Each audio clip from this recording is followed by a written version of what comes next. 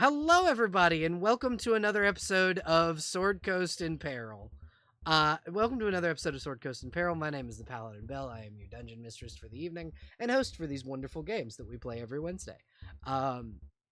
If you want to support the channel, you can go to my throne, which will be in the Twitch chat, and donate to any of the things that I have there. I'm trying to get a new setup made for my streams. Specifically, we're trying to fund a new chair because mine is currently a stool because the back broke off. So if anybody wants to help me out with that, that would be super great. And then other than that, if you want to watch the VODs of these streams, you can go to my YouTube channel, which will also be in the chat. And if you want to follow me elsewhere outside of Twitch, you can go to my Blue Sky. It's the only social media I have. I deleted Twitter because fuck that app. And if you really are feeling generous and you want to make sure that you don't watch ads on this channel, you can always subscribe. You can also subscribe for free if you have Amazon Prime. With Twitch Prime, you can subscribe to one creator a month for free. And if you would be so kind as to throw it my way, I would be greatly appreciative. You could pay for this halfling's second breakfast. It'll be great.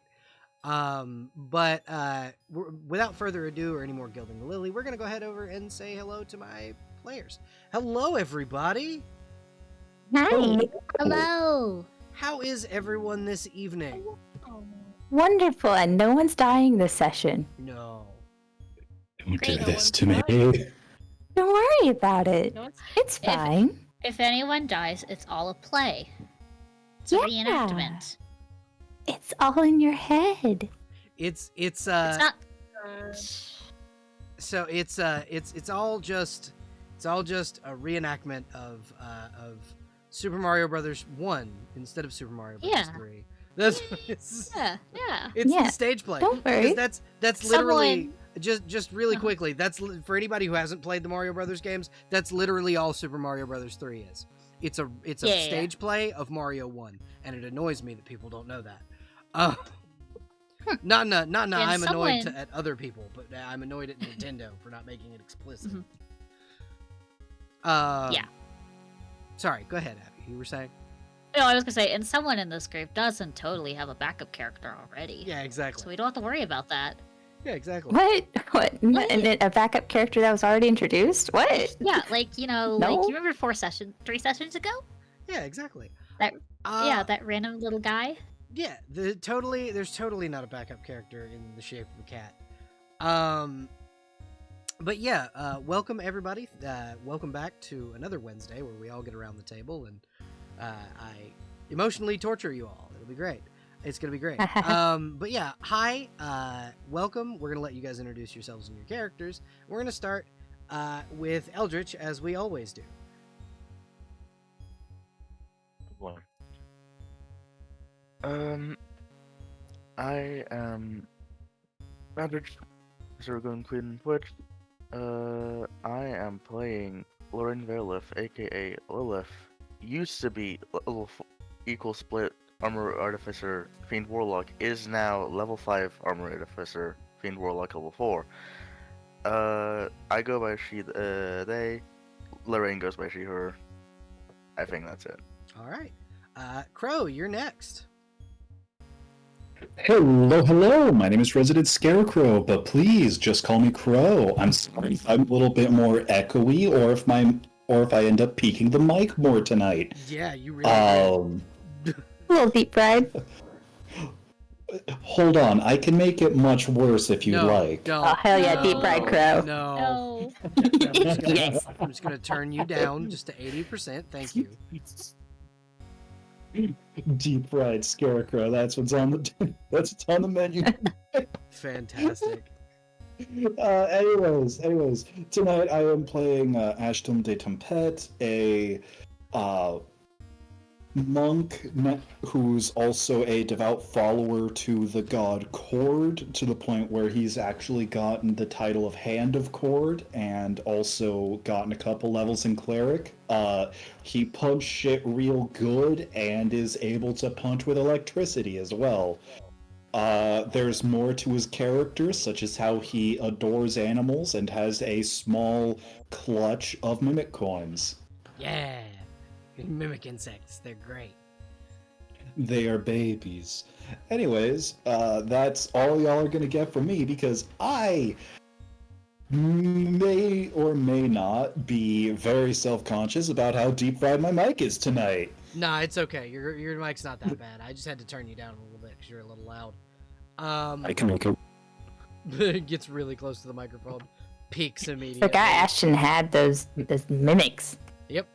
Yeah, no, he actually has 3 pets, coming up on 4 soon. Yep. Up next, Poppy, why don't you introduce yourself and your character, please? Hello, I am Poppy or Abby. You can find me on A Petite Poppy on all forms of social media. Unless I forgot, then yahaha, you found me somehow. Congratulations. I'm a trickster little fae who likes to steal pronouns and names consensually. And if you don't want them, they're mine now. Thank you. And I use the she/her pronouns. I am puppeteering not a fae this time, but a dragonborn by the name of Hero Gleamstone, the newly leveled up paladin / rogue multiclass, who is just a very tall guy that uses the they/them pronouns. Very noodle. Very long. Yeah, if you like long dragons, that's what Hero looks like. Yeah. Up next, Lynx, why don't you introduce yourself and your character, please? Hello, everyone. I'm Lynx. You can find me as Quark Lynx wherever you socialize your medias, including here on Twitch. I am fine with any pronouns, and tonight, just tonight, not to be ominous or anything, but tonight I'll be playing Mithrin, Gale, Harry, and Michaelis, our fancy little princeling, tiefling, bladesinger, wizardling. Gale uses he, him pronouns, and I digitally alter the pitch of my voice to give him his. So if you hear someone speaking a fancy British accent, that's me. There's my little guy. Fantastic. And up next, Void, why don't you introduce yourself and your character, please? My name is Void or Jester. You can call me either or. Goodbye. He, him, or it pronouns. I am on stream. I am on Twitch as Beckoning Void. I occasionally stream Belatro. Mainly that's all I stream. When I stream. Listen, if I stream enough, I'll win. I'll win, and all of the haters will be wrong. As the house rakes in your virtual money. The house is my only hater. Tonight I will be playing Quincy Elmdrin. He is a drow fighter, champion fighter. I'm very proud of him. Pat, pat, pat, pat. He is my favorite little boy that I have. He's very normal, he's very cool. He didn't have like a life-shattering event happen to him last session. No. So he's doing pretty good. And if he's just in denial about everything ever, nothing bad will ever happen to him. Yeah, exactly. And that's it. I And- take a bow. I walk off stage. I take the microphone and I hand it to Huffy. Huffy, why don't you introduce yourself and your character, please? I am Miss Huffy. I'll be playing Charybdis, the Shark Princess today. We both use she, her pronouns, and you can find me at twitch.tv/Miss Huffy. And patreon.com/Miss Huffy. This is true. Alrighty. Who would like to give us a recap of what happened last session? I got it. I raised my hands. Okay. I skitter back on the stage. I grab the mic. Last session we caught up on all the wishes, made sure everybody was all set on that. Hero received a blessing for his, because I believe it was an altruistic one. I can't remember what exactly the wish was off the top of my head. I wished for everyone to have a good day. Yeah. Thank you. It didn't work. you. It didn't work, but we survived, so I think Hero's gonna count that as a good day. Yeah, do you remember what god you got the blessing of? Jester, do you remember? I The do. Raven Queen. Yay! The goddess of fate.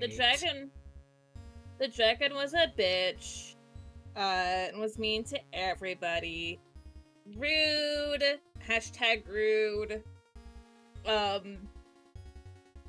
And then we started fighting the dragon after the dragon felt satisfied with insulting all of us and just wanted to kill us. I mean, she wasn't satisfied with insulting. She just saw you guys encroaching and was like, yeah, we're doing this. Yeah. Fair enough. We started to attack. And it went until people started getting thrown. It's like one of my favorite things to do with a dragon. What? Just pick people up in their fucking teeth and throw them. Lightning happened. A lot of times. More times than one would think would happen in a place of water. Lightning does, in fact, strike twice. Acid. But yeah, it was mostly it was all acid until the dragon was dead. There was no water. Lightning strikes twice on that ass. That one specifically. Yeah. Fuck that dragon in particular. Say it, Gale. It was a good fight. I was fairly targeted by the dragon. This bitch kept hitting me every single turn. She tried. She didn't actually hit you a couple of times. Look, she hit me and it hurt. Mm-hmm. It hurt physically and emotionally. Emotional. It got damage. electrocuted. It got electrocuted to death. By Gale, I believe. The water became water again. Quincy got his sword back. Technically, it was Quincy's the white father's dragon. sword. Yeah, sorry, let me correct it. The family sword, his dad's sword. I wonder why the dragon had his dad's sword. I guess we'll never know. Guys. Some things we just never know why they are. You know? Oh, you sweet the white... summer child. No, I know. In my heart, I know. The white dragon knows some fuck shit occurred. I believe. Yep. Gale got in trouble with his mentor, Mordekaden, for shoving big skeleton bones through a mail slot. Okay, if he didn't want a whole dragon skeleton shoved into a cubby, then why did he even give Gale a pouch of hold? Gale literally could have called him and been like, hey, can I send this over? And he'd have sent Bigby to pick it up. Okay, but this... Gale may have known that, but I didn't. Yes. Shar is involved in the Temple Darkmoon. So after we finish all our stuff here, that's where we're going. Lorraine and Gale had a conversation to see how he's doing. I talked to Zugatmoy, and Gale was squinting at me, but I was talking to her. But it's fine, it's cool. I got fixed. And nothing else is wrong with me ever. I mean, yeah, you the player are fine. Quincy's definitely not. The dragon had a lot of money, so we each got 170,000 gold. Covered the rest of the cave, found a hole to the Underdark. And we get back to town. Elmo was at the gate. We got raided while we were gone.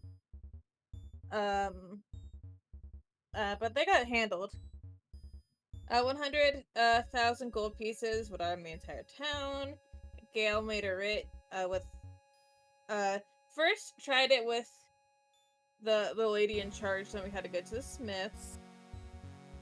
Yeah, this is guild money. first had to I go to the can't touch fucking this money. Yeah. So eventually went to the Smiths and we got that sorted out. Gale and Quincy talked about Menzo Berenzon. Berenzon. Yep, there you go. Masked people. Bad time down there. We leveled up. And I believe most of the session was getting our asses kicked and then kicking the ass of a dragon. So I believe, unless I missed something, that was the majority of what happened last time.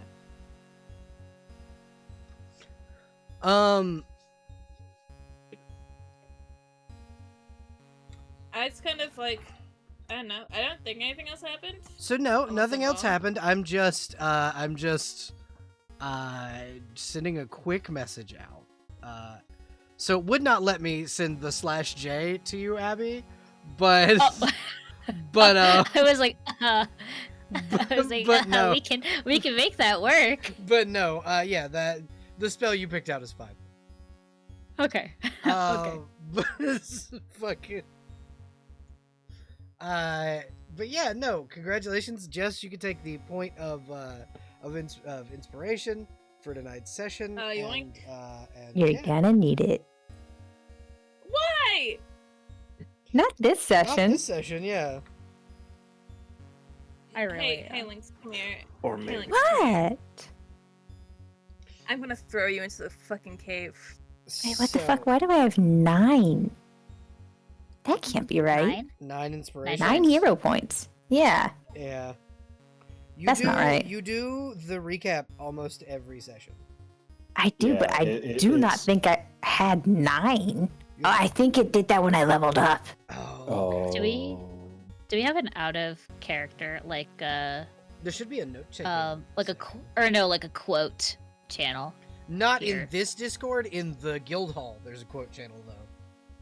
Here, okay, I'll just put it. Where is it? Community note taking. I'll put this here because it's kind of funny. But yeah, so we pan in on the mansion. The manor which you were given for, as a reward by the town for saving them from the initial raid of the Cragmaw goblins. And we pan in to the morning after you guys got your asses kicked by a dragon.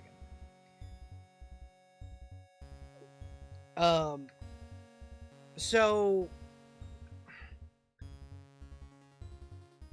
everybody who has not yet, I'm looking at you, Charybdis, taken a long Hi. rest. Make sure you heal yourself. Okay. Yeah, so we pan in to the morning after you guys had killed the dragon, and there is a delicious smell coming from downstairs.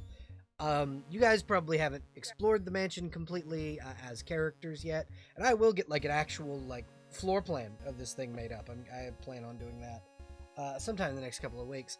But there is a massive dining hall in the back half underneath the main staircase.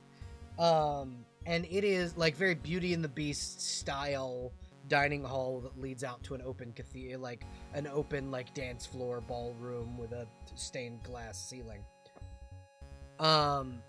And you can all smell what smells like a feast being cooked downstairs for breakfast. Who can we assume gets down there first? Who gets down there or who gets up? Yeah, that is a good distinction. I'll do it. I think I would I was also gonna be up. say, because Charybdis is a very early riser, but she's also not prone to sticking around for breakfast. That is true. And Gale's getting up early, but who knows what the fuck he's up to? That is true. So, would it be Ashton who's in the kitchen first? Probably. Knowing Ashton and how food motivated that boy is. Listen, he only had a period of 7-10 years where no meal was guaranteed. Yeah, exactly. And now he's motivated by the smell of delicious food cooked by his rich friends' cooks. Yeah. Quincy would also be up. I point at this boy who probably had to make a routine of getting up early anyway. Yeah, For, like, when you were specifically forever. when you were specifically in the more regimented parts of the Flaming Fist that like specifically patrol like Baldur, like the roads leading to Baldur's Gate, you were like up in super early in the morning. You know, there was very specific PT times, physical training times, stuff like that. You were literally in the army, so yeah, Yeah. like I could.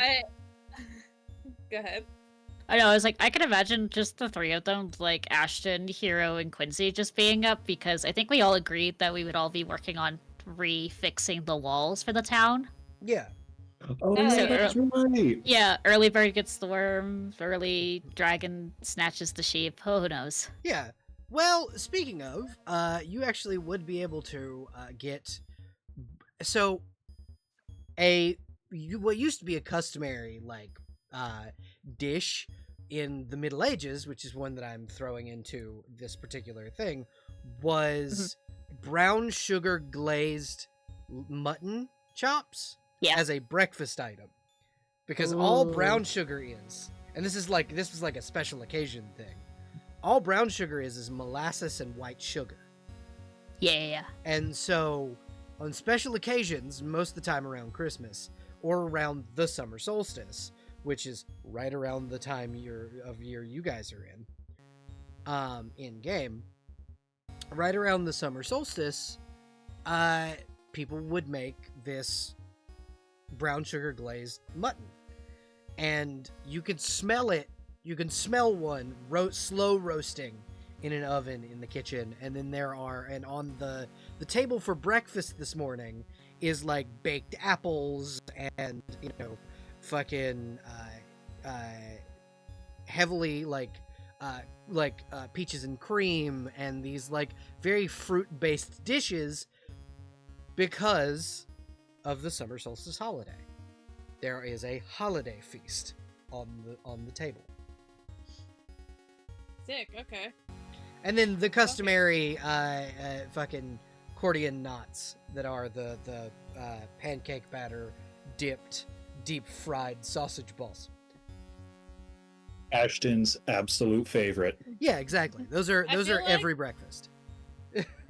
I also feel like post getting our asses kicked so much, having like a nice meal is probably like a really welcome thing instead of having to rush out everywhere and like Yeah, exactly. nearly die. Absolutely. And as you guys are kind of getting ready and like sitting down at the table, you can see coming out with more food is in a fucking apron that just says "Kiss the Cook" is Leo, who is carrying two like massive trays of food out to the table and like sitting things out. This is his de-stress activity. Go for him. Sorry, had food in mouth, could not talk. The strong bit to actually commit to the bit of kiss the cook is so strong in me. I can't do it. Do it. But yeah, so you guys see Leo kind of come out and he goes, mutton's in the oven. We're gonna have company tonight for dinner, so if you folks want to get back around sunset-ish, we're gonna be hosting a pair of very powerful wizards. Oh, okay. Sounds like a plan. Yeah. Has anybody seen Charybdis? Not today. Did somebody say powerful rat? Yeah. Charybdis, you have, I don't know where you were currently. I don't know, probably working out or something. She's the type to get up early just to go work. Yeah, so you could kind of hear, if you are around the mansion, Leo say your name, because he said it loud enough to see if you were in earshot, to see if he could get your attention. Does he? Certainly. As long as it's not a sight-based. No, check it's of definitely perception. hearing. It's definitely hearing. We all know that the shark wears a pince nez. as if called upon by the mention of hosting some powerful wizard. Yeah, she barges through the door. I think she'll look him up and down, look at the instructions to kiss the cook, and kind of grimace and go, This is not for your benefit. It's for my fiance's. Thank you. I was going to say I will not be following this instruction. Yeah, no, it's for Gale's benefit, not for yours. Your betrothed, I guess, is coming to dinner. Morden Excellent. Kanan is making them take a break and eat because they haven't been, apparently. Good. Ah, I see. Throwing themselves into work and such. If I you take have- it hasn't been not good news from Waterdeep then. No. From what I understand, and from what your scouts brought in yesterday after we got back, the Waterdeep situation is not cooling, but they have brought out the Kobold Guard, so it's obviously not. It's not great if the kobolds have been called upon from underneath the city. But apparently that's not what Blackstaff's been working on. Apparently Blackstaff's been dealing with the cult. Huh. Yeah. The one for the beholder, yes? No, different cult. The Beholder is Oh. we're Temple Darkmoon, the cult of Shar, the one that's trying to blot out the sun and help the cult of the dragon resurrect Tiamat and all that.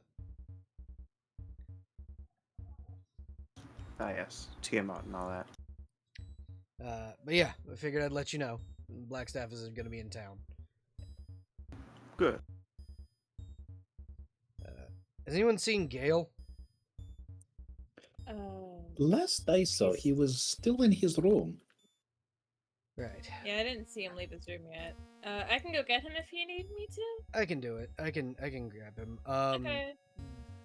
Do you need anything else brought out, or? If are you okay? wouldn't mind, can you watch the rice that's boiling on the stove? Yeah. He nods. thing. If you'd like, I can come with and we can be good cop, bad cop. Yeah, let's. If you wouldn't mind, Charybdis, help me drag my fiance out of his work. I'll help you with yours if you help me with mine. You bet. You help me with my wizard, I'll help you with yours. Let's wrangle our wizard. So very soon, Gale, you get a knock on your door, and if you do not respond swiftly, Leo looks over and nods at Charybdis to knock louder. Okay. Let's see. What is Gale doing? What time of morning is it? It's like 1-2 hours past sunrise, so it's like 8-9 in the morning. Okay. Early enough for Gale to know that Leo's not in the room, but there is a note that says I'm downstairs making breakfast. I think they all get up to the door and they find a note on the door that says I'm in the library. All right. Actually, no, it just says library. That's all it says. Class has moved to Fucking library. And it's fucking Leo going, all right, Charybdis, you seen the library? I presume so. So the library is hard to find because it's hidden behind a giant fuck-off tapestry. So potentially it was missable. Well, Charybdis, nerd with muscles, is disappointed that she was not aware of this. Now she is. Leo will shift this massive tapestry at the top of the stairwell to the side, revealing a grand library.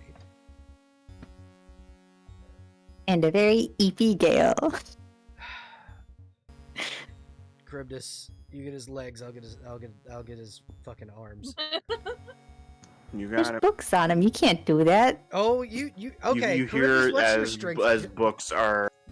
Sorry, I was gonna say you hear as books are shoved off of you. Yeah, Charybdis, what's your strength score? Okay, so I believe strength score is. Hold on, let me make sure I'm not just speaking on my ass. Strength score is 18. I can add my intelligence modifier to rolls made with strength using my fancy magic armor. So yeah, with your strength and Leo's strength, you could definitely do that with the books on top. Yeah, we're bringing you Leo, and the books. Leo just kind of shoves the books off, lifts Gale, and goes, "Come on, it's time for breakfast." How does Uh-oh. Gale react to being stolen? Oh, hold on. Hello? Hello? I Oh, believe we okay. lost an Abby. Oh, okay. I was worried that was me. Oh. Okay. Oh. Yeah, But yeah, naturally, bewildered, just woken up, being hoisted, books shoved everywhere, looking around very confusedly. one side there's a Charybdis, being on the abducted. other is Leo, and it does seem you are being abducted. I think it's just owlish blinking for a few solid seconds, and then just... What? You're being abducted to go for breakfast. Let's go. Oh, right. I was... Okay, sure. Morning, Good morning. you both of you. Morning. If you do not make them put you down, they will carry you to the... Because I assume Charybdis will follow suit. Yeah, we'll carry Yeah, you to the dining hall. it's like a few solid steps. It takes like 30 seconds to fully boot up Gale.exe, and then... So you get to about the um, middle of the grand staircase. Yeah, and then he starts wiggling. And he's like, oh, all right, I can walk. It's... Yep, this is what you get when you pass out in the library again. I did not pass out. I was dozing. Ah, Too much studying will make it so that you don't need your arms anymore, and you'll turn into a weird serpentine creature called a bookworm. No, that's not Cryptus. No, Leo that's pulls not out. how that works. Leo's like, hold on. He's scrolling. He's like flipping through an actual bestiary that he has. I think that's a rot worm, actually. Turns it over, and there's just this big fuck off worm. Very nice. Shall we continue? Yeah, I made breakfast. Oh, wonderful. Master Mithrin Gale, I wanted to inform you before it happened. We are hosting 2 powerful wizards today.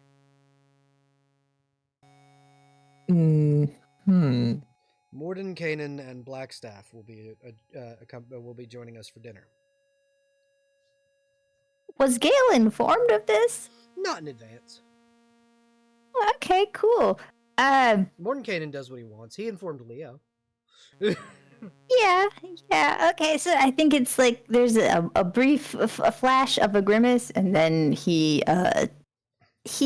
comports himself. He takes on his fancy man attitude and puts on his business face and straightens up his little cravat or whatever he's wearing, something fancy. And he nods. Says, all right. I suppose we are expecting company then. Yeah. Apparently, Morden Kanan is dragging Blackstaff away from whatever the fuck he's dealing with to come and relax because he's burning himself out. Like someone else I know. Great. Dark stuff company. Well, at least Cryptus is here. You betcha. I'm here to support you. You're also very good at engaging with dark stuff without me having to say anything. Certainly. I can reel him in. Speaking of people you don't want to talk to, your brother left a package at the door. Oh, yes. How timely. Of course he did. All right. It I'll wasn't deal with that. Alan left a package at the door. Oh. Well, that's different. I'll attend to that, and you can continue your. What are you wearing? It's an apron. You can read I it. can It's see in that. common. Yes. Have you been wearing that all morning? Waiting for you to wake up. Yes. I'm hoping no one else has Nope. followed. Okay. Nope. All right. Package breakfast. The, Whatever you're going to do, Cryptus. And then the package was breakfast. Well, it's not breakfast. It'll be dinner. It's the summer solstice, actually. So, your brother sent over brown sugar and mutton. Oh, well, that was thoughtful. Said you could use a taste from home.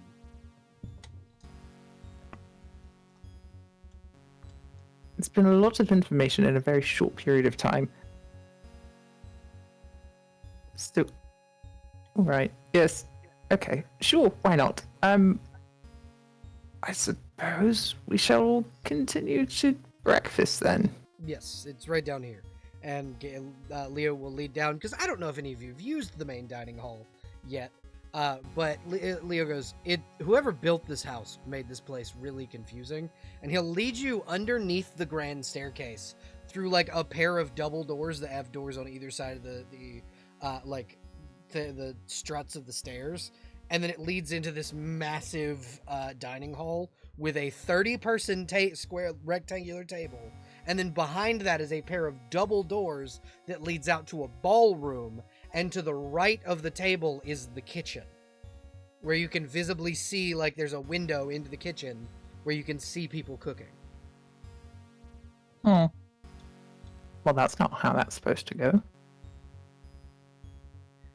I don't know who it was that built this place, but whoever it was obviously a little eclectic and definitely didn't trust their cooks. It looks normal to me. This is what every kitchen looks like under the sea. Huh. Every kitchen has windows that go to the dining room? Of course.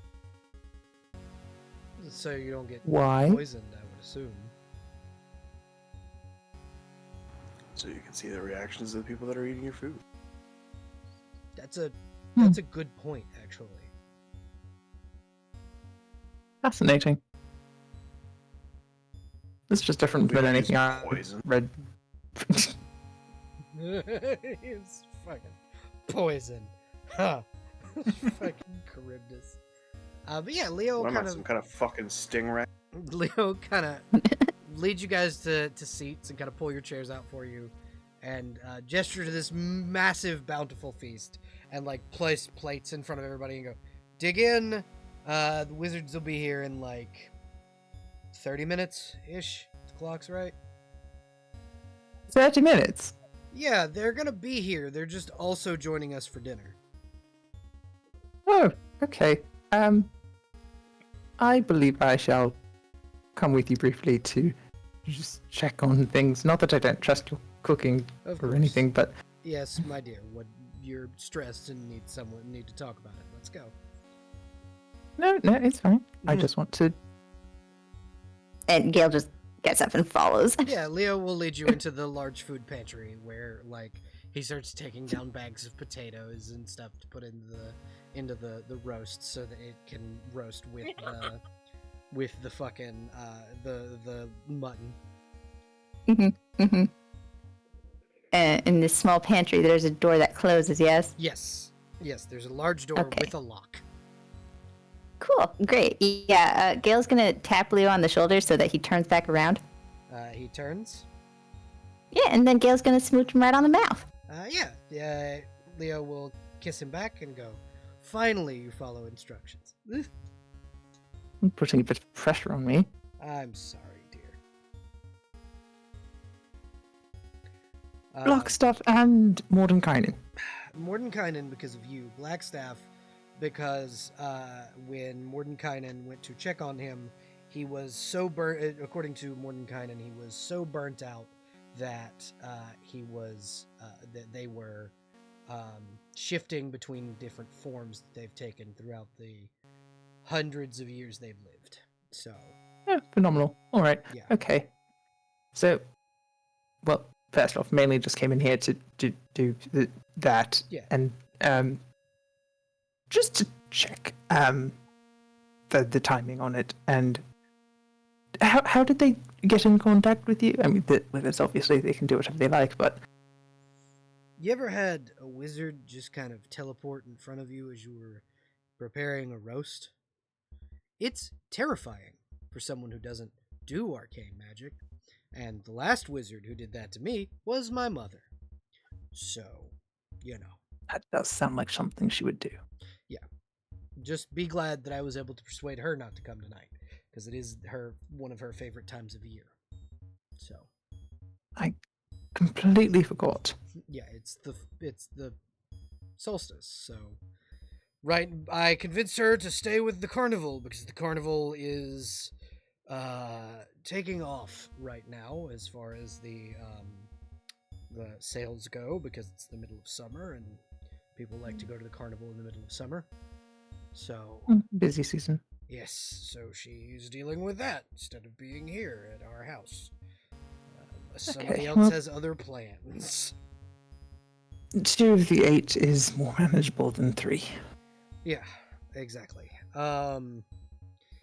Blackstaff will be staying for a few days. wonderful. Okay. Mordenkainen apparently has something to talk to you about. Of course he does. He didn't give me any information about it. He just said he needed to talk with you. And he needed it to be with the rest of your group so that everyone was informed, according to him. Those were his words. With the group. Yes. Perhaps it will be less of a dressing down than I expect then. Well, he is can I... Mordenkainen, so... Yes. Is there anything I can do to help? I'm not exactly adept in the kitchen, but... There are a pair of giant carafes of milk. If you go get those and pour them in the metal bucket that's sitting directly under it's like a giant mixer. If you could put those, empty those into the metal bucket, I'd be eternally grateful. I have to get that meringue made in the next 45 minutes. Metal bucket in the kitchen? Yeah, and he opens the door to the thing and he points to the counter. And what you see is essentially a giant mixer. It's like a pair of whisks with a big crank on the top. And underneath it is just a fucking pristine stainless steel bucket. And he goes, I have to deal with the prep for the lamb. So if you could do that, I would be grateful. So much cooking. In the text, it's just been Quincy and Hero going back. And Hero contemplating stealing a piece. I'm here contemplating stealing a piece of the mutton. Don't worry about it. No, absolutely. No. Absolutely. Leo's just sitting there, and here's the other thing for Hero is that there's candied bacon on the table. So there is sugar meat on the table. It's candied bacon.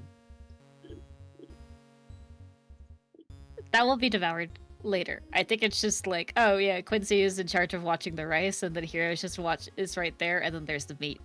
It's mischief To the hours. left. Yeah. Quincy in charge of watching the rice and also trying to like keep an eye on Hero From and hoping he stealing the gets- meat. Yeah. Oh my god, It's that's sugared. fantastic. And it's meat. Yeah, exactly. Two things. And it's like really the smell of it is filling the entire house. Yeah. I was like, the candied bacon is a score, but I feel like with it currently being cooked right now, it probably is wafting the whole entire kitchen and the Yeah. dining room. There's So one. that's the main thing. There's one that on their has that. There's one oven that has this like candied mutton on the inside, and the other one has a honeyed ham on the inside. So like it's just so much sweet smelling meat that's filling the entire house. And it's Leo going, all right, so those two are in the oven. I gotta get the other oven kicked on so I can do the roast vegetables. And then he kind of looks out at all of you. If you are in what you'll notice is there is not a glass pane in the window.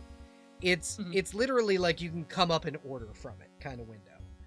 And he'll kind of step into it and go, if anyone wants to try this mutton, I need someone to come and be my guinea pig so I can know if it tastes good.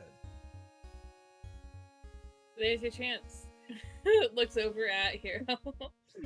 It's like Leo. It's just like Leo looking towards Quincy, or like towards the rest of us. It's toward the or rest, like the rest of the you. group. It's toward the rest of the group. Okay, so Hero and Quincy are just in the background, and you just see Hero in the corner, just ready to grab it. Skitters up. Leo cutting a piece of like a smaller piece of mutton that he roasted earlier today. He goes, "Here, try this." He just slides it your way. Thank you. It would have been so much sweeter if I stole it, but Flame Quincy says no stealing today. At least not that. You can. I did my best. And he It gestures, was only gonna be a small He piece. gestures to an entire, like, almost curio cabinet-esque, like, spinning glass cabinet full of candied apples. If you can get past my locks on that, you can steal those. And there are very large locks on that cabinet. I feel like this is another challenge. It is. That's exactly what it is. This Technically, one's an those are actual supposed. challenge. Technically, those are supposed to go to my mother tomorrow night. But I'm her favorite, so she'll be fine if I steal one. Exactly. So have at it. You can try, and then he will kind of go over to the rest of you. Is there anything anyone else would like for breakfast other than what you've already got?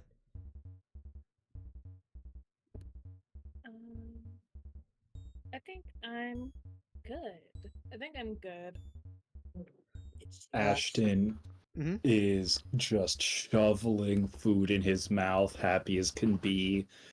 He's got Purse, his pet rat, also just sitting there next to his plate, eating accordion, not like it's a burrito.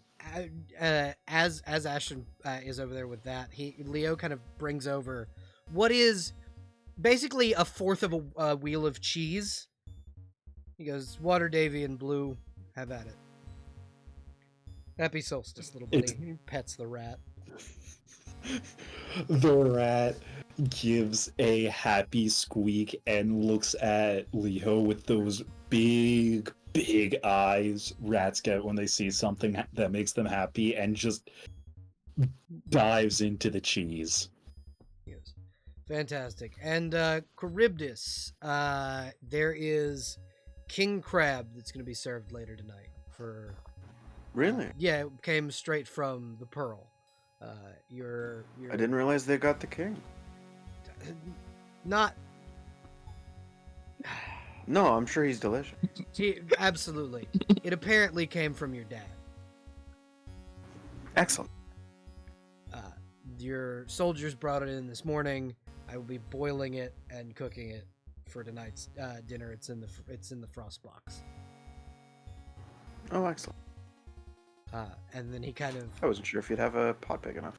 Oh, we definitely do. And he shifts to the left, and there's this massive fucking stock pot that's just sitting over what is a primitive style brick oven that just has fire that goes out of the top. It's like a reverse crucible forge. Sensation. Talk about a royal meal. Exactly.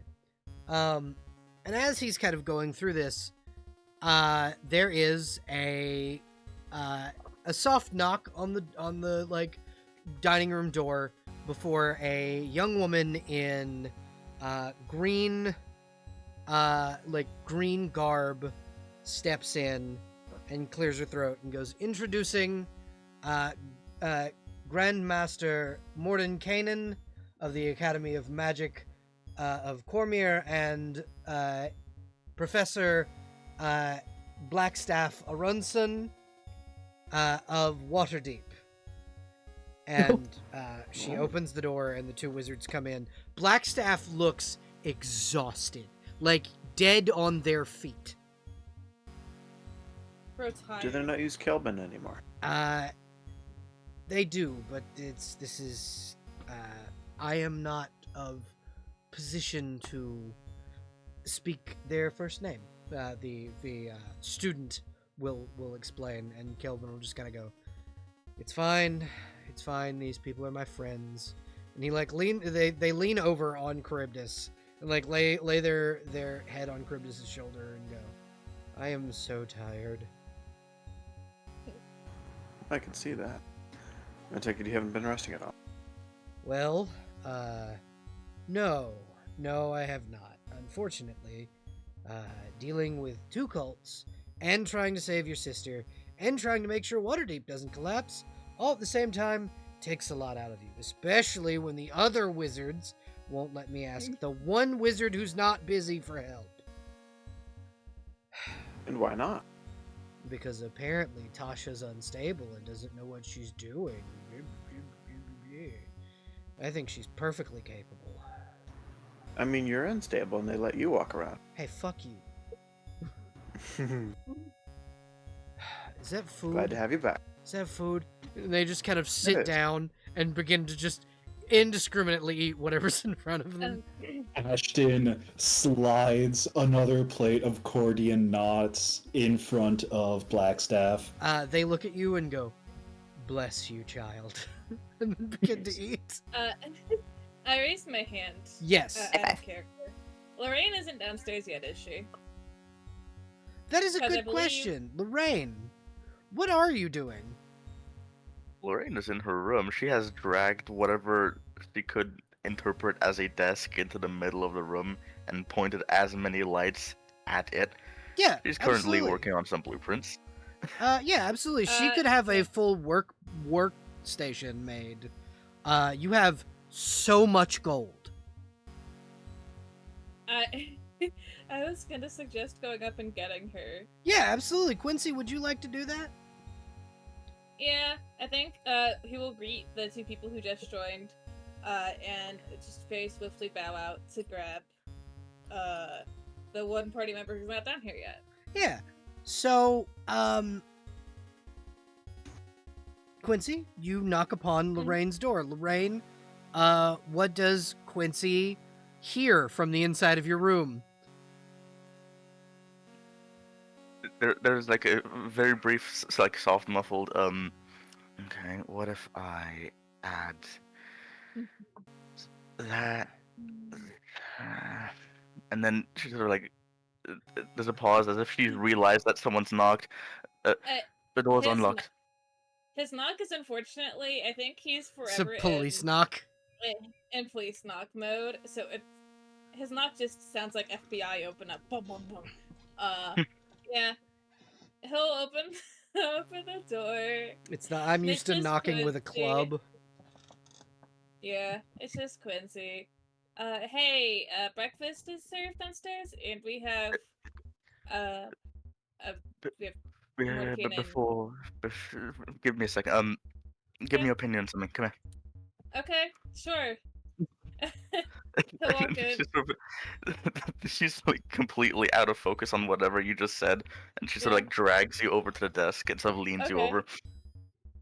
So I bought 2 drums of crude oil from those kobolds, and I've been thinking about adding it to the armor. And she points to like the armor because she's not wearing it right now. It's like essentially on a meat hook on the wall into that. Mm-hmm. And I've been wondering where to put the exhaust ports to make it both functional but also intimidating. Uh-huh. What are your thoughts? Well, I don't do a lot of stuff when it comes to making things. Even better, just Unfortunately, tell me so what far- you think. I think Homeboy knows nothing. His brain empty. I also totally blanked on the explanation that you just gave. My brain just died on me. So if you could repeat that for me. Yeah. She basically said that she bought 2 drums of crude oil from the kobolds from the last last mission, and Mhm. she's been wondering how she was going to, first of all, use it to help in her armor making, and also where to put the exhaust ports to make them both functional and intimidating. Which she's The asking back. Quincy. So So the vents, I guess, in the back. So you don't like the exhaust doesn't hit you in the face. Right. And I guess I don't know, create like a really cool smoke exhaust effects behind you. I guess that Right. could be something. And if it is overheated, it will end up firing jets of flame out my back, which could look like righteous wings of flames. You're so smart, Quincy. Thank you so much. Yeah. You're welcome. We're having breakfast downstairs. Blackstaff and Mordekainen are downstairs. Oh, we have company? Why didn't you tell me we have company? I He turns around and... I just came up to tell you. I just came up to let you know. Fantastic. and he starts Yeah. moving away downstairs. Yeah, he'll follow. Why didn't you tell me sooner? I was trying to. Yeah. So we pan back into the dining hall where Mordenkainen is finally strolling his way into the dining hall as the sounds of things being poured into a giant soup pot can be heard. If anybody wants to see what is being poured in the giant soup pot, I put it in the Call of Adventure. Hooray! Seafood boil. Oh yeah, it's Cajun Low Country boil. That's exactly what you're getting from the Golden Pearl Kingdom. That's what. Phenomenal. But yeah, so Mordenkainen will kind of enter the room and look about, and kind of go, huh? This is a nice place. Mithrin and Gale, when did you and your group acquire this place? Yeah, Gale was probably torn between hosting and trying to help Leo as much as possible with dubious magical means, stuff like enlarge, reduce, Bigby's hand, maybe not quite that extreme. Prestidigitation to make sure that all of the things that needed to be swept up were swept up. Stuff like that. Yeah, exactly. Running around with a cute little apron he conjured for himself, Yeah. But seeing Mordenkainen the hustle. Yeah. He kind of enters the room and looks around and goes, "Are you going to introduce me to your friends?" Yes, of course. Who, You are allowed to tell Who's them. around? Everybody. I do believe everyone is around. Yes. The whole group. Lorraine and Quincy are down again? Yeah, they've made it. They've made it down. Mordenkainen made it a point to not enter the room until your entire party was there. Okay, alright. Then Gale would realize he's still wearing an apron, dispel it, and then lead Mordenkainen to the head of the table so that he can have a fancy seat and stand there and introduce him to everyone. You see Leo glare at him. Like, motherfucker, you sat in my seat. Gale is glaring right back because this is an important person. You behave, please. Leo's just like,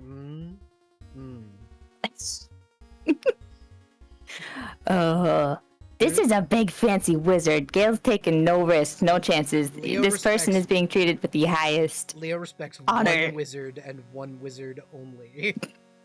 But Gale respects this wizard very much. Yeah, he's not making it obvious that he's glaring at Mordenkainen, but he's pissed. I guess. Okay, Gale's giving less of a glare back and more of a pleading look like, please don't, please, just, it's okay. The seafood. Yeah, Gale would gesture over to whoever's on the furthest side from Leo, most opposites, that Mordenkainen doesn't look that way. Probably Charybdis and Blackstaff. Okay. Yeah. All right. I believe you've already met Charybdis of the Golden Pearl Kingdom. Yes. Yeah. Yes, hello, a friend of mine. Charybdis. It is good to see you again. Likewise. I drug your beloved here because they were exhausting themselves and would not rest. So I figured if we I can't completely make them, understand. if we can't make them because they've made themselves immune to the sleep spell, you probably could. Certainly. Hey, can I borrow that frying pan, Leo? Leo just slides you a cast iron skillet. It's still hot. Hands it to you. Hands it to you with a like he hands it to you with an oven mitt wrapped around the handle. The pan's still hot, so be careful. Hit him where he won't. Yes. Hit him where you won't. Where it won't hit skin. And this is Ashton de Tempet, Hand of Cord. Oh yes, congratulations are in order. The Storm Lord has been busy as of late, I do believe. How go? And he goes, "May the storm rage within you," and basically the response would be, "And with you," kind of like the And May the with Force you, be my with you. friend. Yeah, it's kind of like "May the Force be with you." And he smiles and goes, "It is good to see the Church of Cord being rebuilt after the devastation which the doppelgangers had wrought upon it." It is truly a shame that many good people were replaced. Yes, my friend Bigby went and helped with that. So I will have to thank him if I ever see him in person. if he decides to crash tonight's dinner, we'll see. He tends to do that when myself and a Runson are in the same room. Ronson? That's Blackstaff's last name. I see. I mean, so long as Charybdis is here, I'm sure Kilbin is willing to stay. So that means I will be able to thank Bigby in person. This is amazing. Yeah, fucking Kilbin goes, "I'm not going anywhere. I miss my wife, Tails."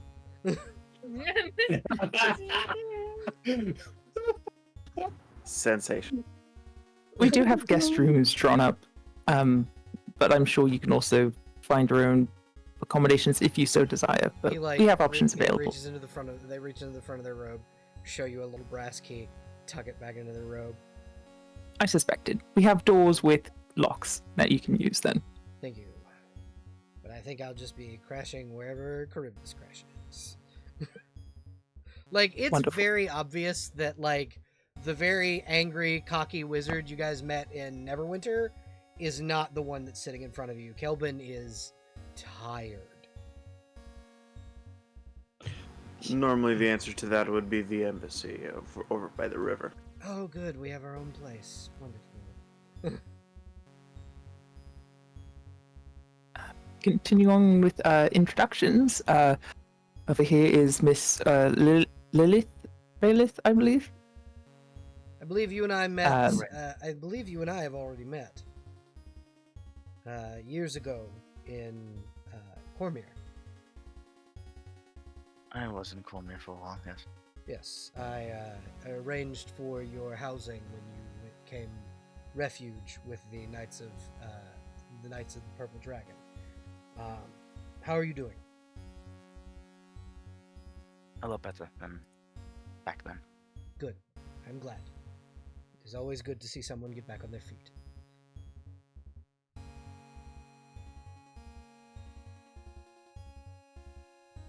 Interesting to see that you two are acquainted. Wonderful. A question: has Mordenkainen met Leo yet? Mordenkainen has met Leo, but not in the context of him being your your knight. He met Leo through Tasha. Oh, okay. This was back when he was like a flesh and blood person. Yeah. All right. In that case, I think. Yeah. All right.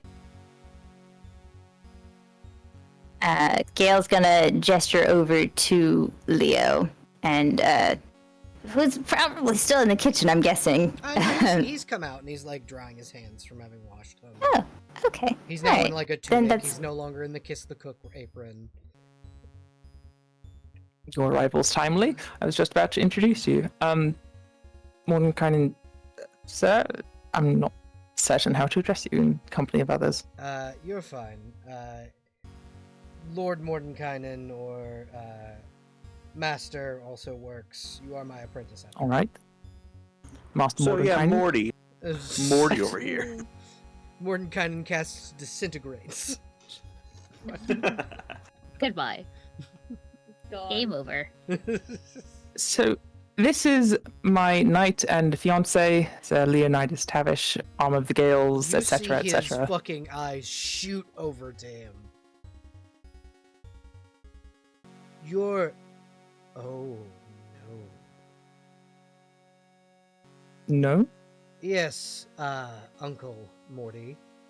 He comes over and sits down. Ah. and- Yes, I am who you think I am.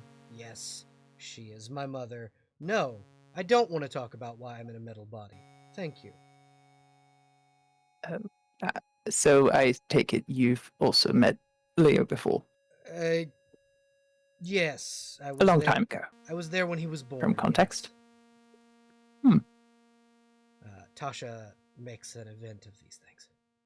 He Understandable, kind of leans over. knowing what I do. He leans over and whispers, "What happened to him?"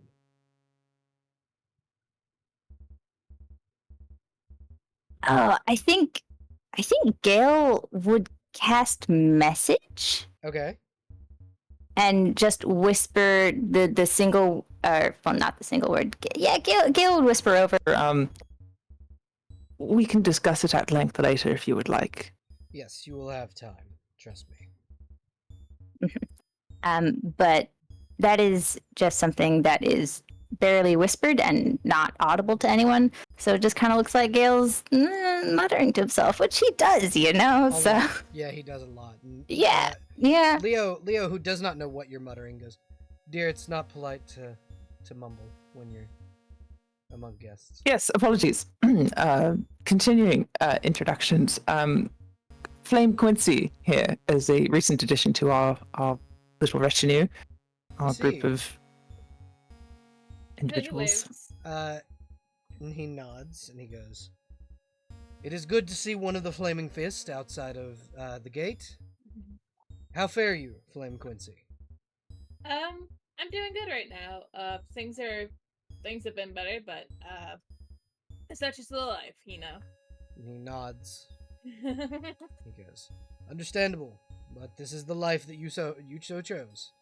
And I am happy to Mhm. see that one of the members of Baldur's Gate's defenders out and about." Yeah. Happened to be around here, and I haven't regretted it. So I'm having a pretty good time. I'm glad to hear it. And finally, this is Hero of the Witch Lake Carnival.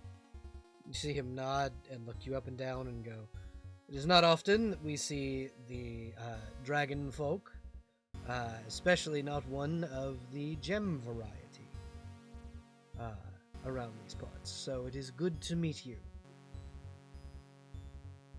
Good to meet you too. I know my family, if they're still living and okay, are way north, up by, you know, the, whatchamacallit. The spine of the world? Yes, yeah, exactly. Yes, see that? Good to know that it's still consistent Yes. See, with the naming convention. that, Yes. that would be something I would be more expecting to see, is more dragon folk up by the spine of the world, because that is but it is good to see some of the good folk travel south. And you said you worked for Tasha? You said this one worked for Tasha? Did still does I don't know. He'll look to you, Hero, and go, "Well, do you work for..." And he, looks around before saying her name again. And then, as if Beetlejuice, saying her name does in fact make her appear. Hera throws out their little paw claws and goes, "Tasha, my beloved, hello, welcome in. She smiles. And This goes, is "My dear lunch, Hero." dinner / breakfast." Leo goes, "Lunch, dinner's later." He hangs his head. She goes, I thought someone pretentious was saying my name. Hello, Mordenkainen. And she like gives a gentle bow to Gale and goes, future son-in-law. Madam Tasha. You can just call me Mother, dear. Oh. And she'll like sit down next to Leo, and like get comfortable and begin eating. Can I like check on Leo? Do I have to insight, or can I just vibe check him? You could see that he's like if you've ever seen the Jean-Luc Picard meme where it's just the heavy face palm. That's Leo right now. He's like, God damn it, you had to say her name over and over again, didn't you? Like he's yeah, that's Leo right now. It's wizard hubris. Yeah, you know. Exactly. So what you could probably get from like looking at Mordenkainen's face, like the big grin he's got on his face, he did it on purpose. Purpose. Leo's just like, God damn it. Why did I call him Uncle Morty? It always pisses him off. And Tasha just kind of smiles and goes, well, it's good to see you all. Hero, dear, we have to have tea later. You did promise. Yes, I'm so sorry. We've been fighting dragons consistently. And fucking Mordenkainen goes, yes, that actually brings me to why I'm here. You're saying Go ahead, Karuk. you're not just here for a chill vacation? I'm not, no. Blackstaff definitely is, but I am not. It appears we are at part of the narrative where we have to get a doomsaying prophecy or what have you. Well, you don't know how correct you are. So, as you all know from the last time I was here, I informed you all about the cult of Shar to the southeast of here. What we have come to find out is that not only is there a cult of Shar, but the cult of the dragon is working hand in hand with them to resurrect and bring to the immortal plane Tiamat. We suspect that they are attempting to do this by capturing a silver dragon that resides in the area. If any of you know where Silver Dragon might be, we need to find her and get her to safety. Gale's face blanches. and he looks to Mordenkainen and... I'm sure this is silly to ask, but are you certain it's a silver dragon? Well, it would either be that or a gold dragon, and there are no gold dragons this side of the Moonsea.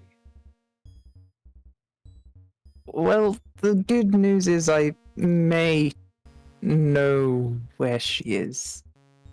Mm-hmm. Also, another one. Oh?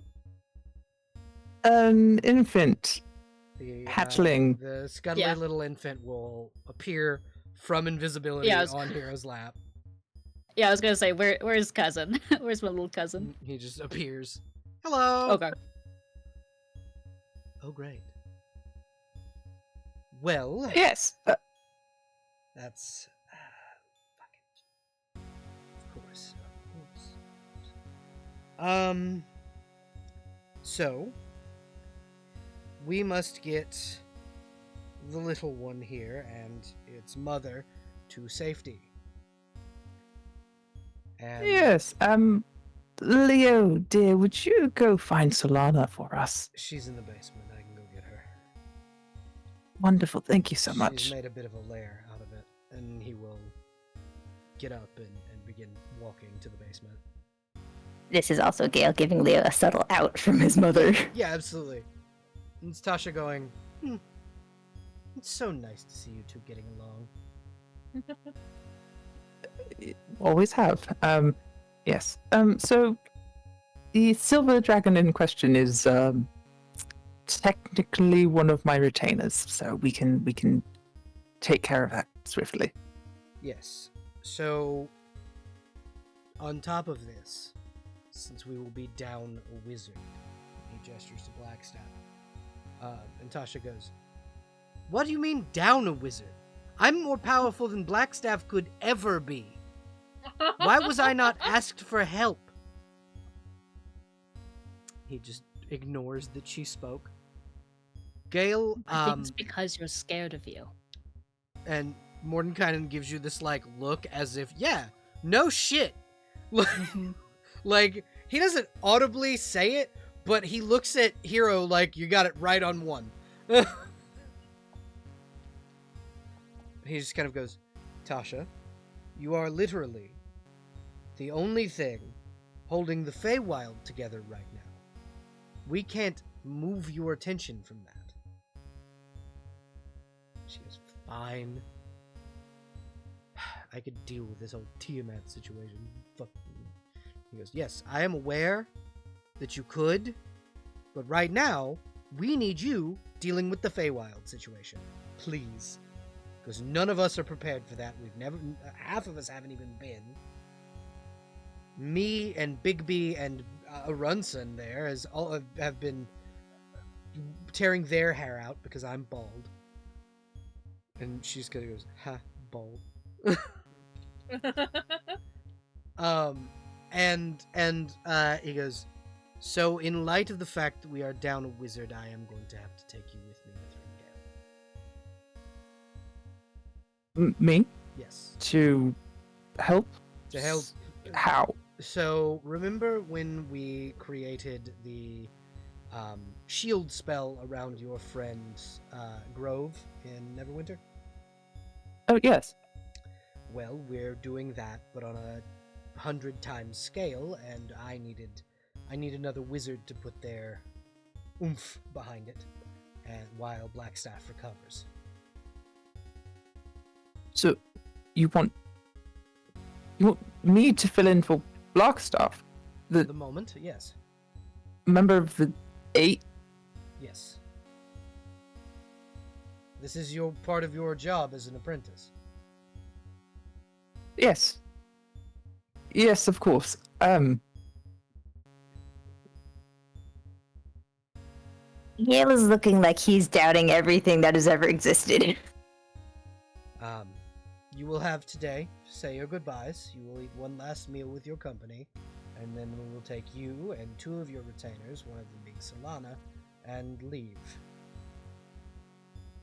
Of course. Yes, I'm certain that I can be of some use. You will be of fine use. We will give you basically what you will be doing is channeling your arcane power through a magical item that we will give you. It is a staff similar to the one Blackstaff carries, just not quite as powerful because we can't replicate that because unfortunately it's a Karsite artifact. Of course it is. Netherese magic and whatnot. It's hard to replicate even for those who were there. Yes. So the other retainer who will most likely come with, will certainly come with, will be Leo. Well, and that sounds is that amenable, problem? actually.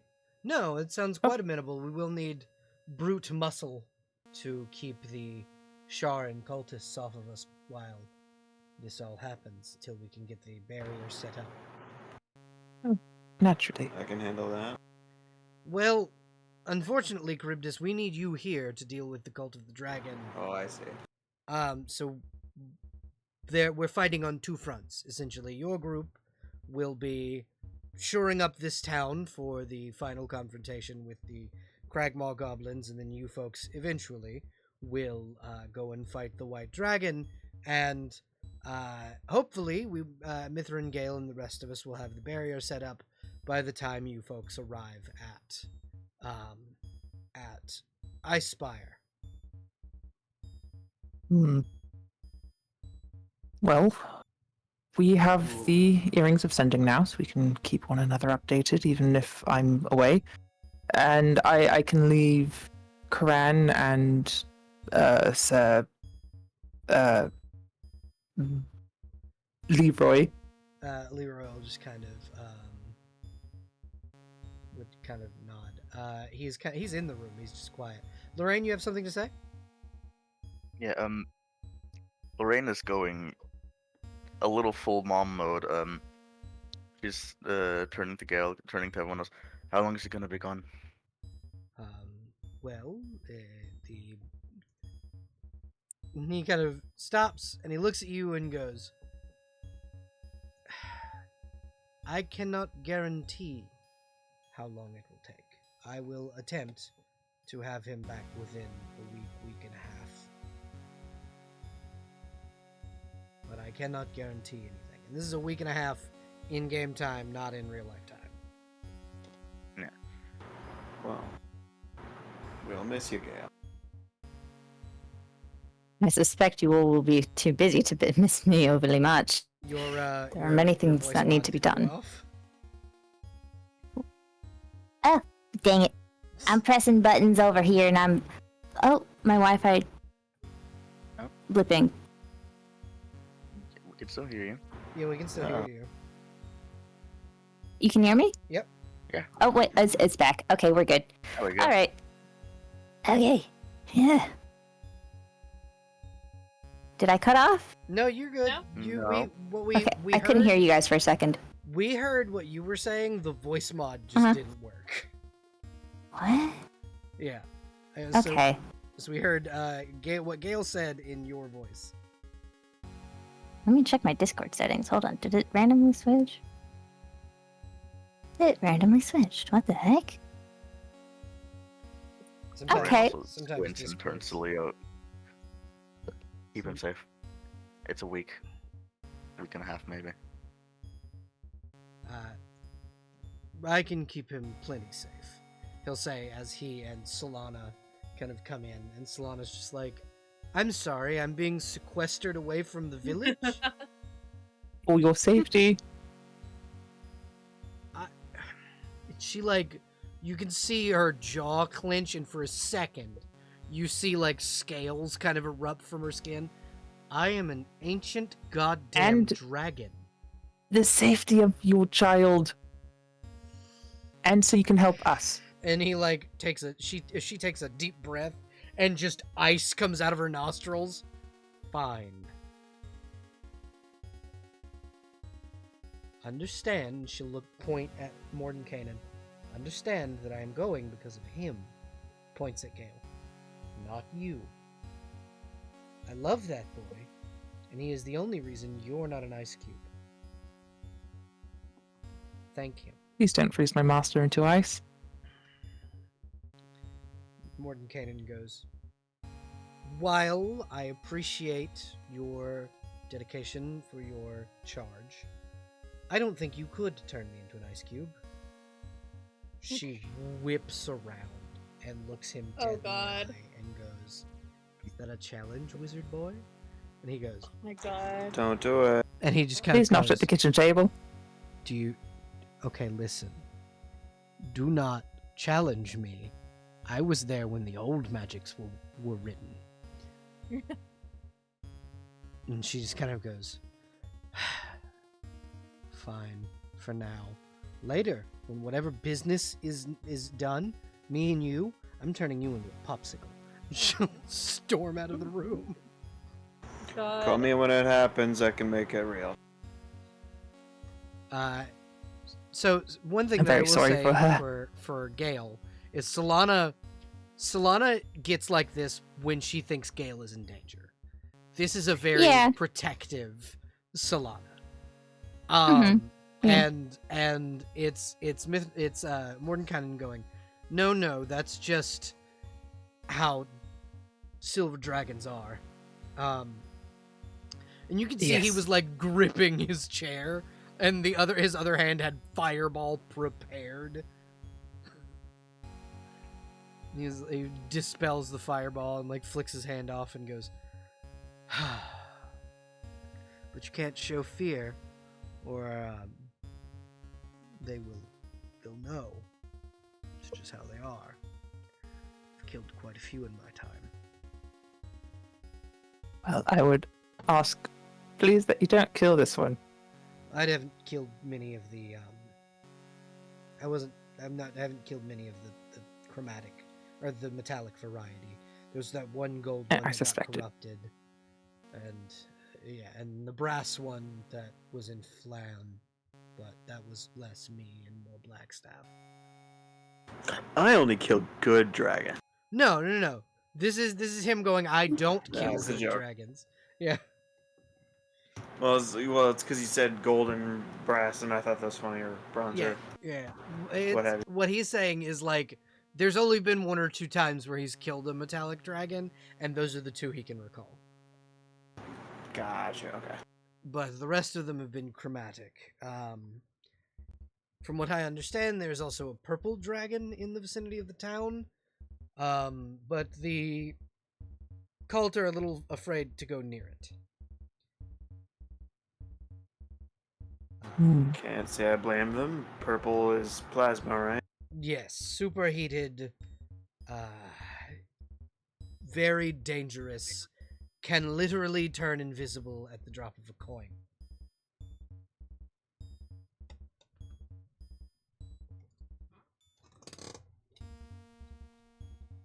I feel like Hero nods in understanding, going like, "Yep, nope, those all tick the box. Yep."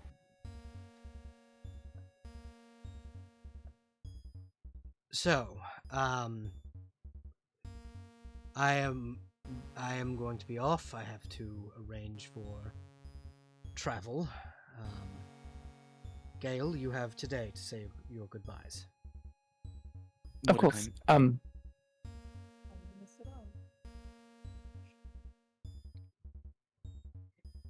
Did someone say something? No, Yeah. I was talking to myself out of character. I said that's not ominous at all. And to Mordenkainen, Lorraine does mention Mordenkaisen's name briefly. He looks up at you.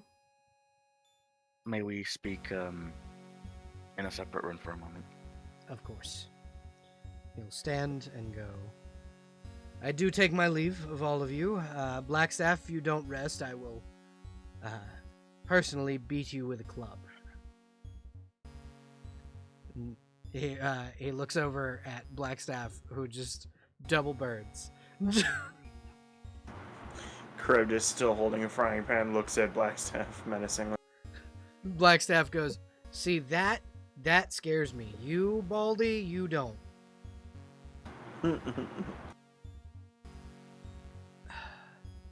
And Blackstaff will give Gale a quick bow and go, you keep good company. Because Mordenkainen knows it's all in good fun.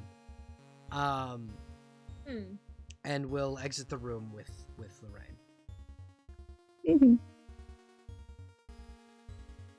Lorraine, you have the floor. Yeah, Lorraine is not actively facing him when she says this, but I need you to understand that I say this with the utmost respect. Mm. If that boy does not come back, well, I will sell whatever I need to sell to have Asmodeus bring down all of the 9 hells upon you. That is So, if the Silver Dragon doesn't get to you first. As you say this, you feel the warm, coiling clutches of the Archfiend. Hi. As you see Mordenkainen's face pale. You called, dearest. It's nothing just yet. Oh, I know. I was just proving your point. Thank you. That She'll like tilt her helps a lot. head, and you can see. So normally, when Asmodeus is in like business mode, she has just pure black eyes, like no pupil, no iris, just black.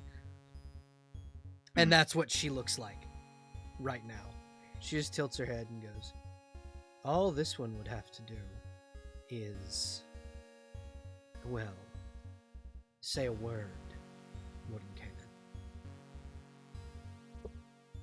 Isn't that right, my dear chosen? I would hope so. No need to sell anything. And then she slowly disappears into this, like, poof of red smoke. And at this point, Lorraine does turn around. That was all. Thank you. Yes. Mithrin Gale does keep strange company. And he will apparate away from you. Like he becomes uncorporeal and disappears.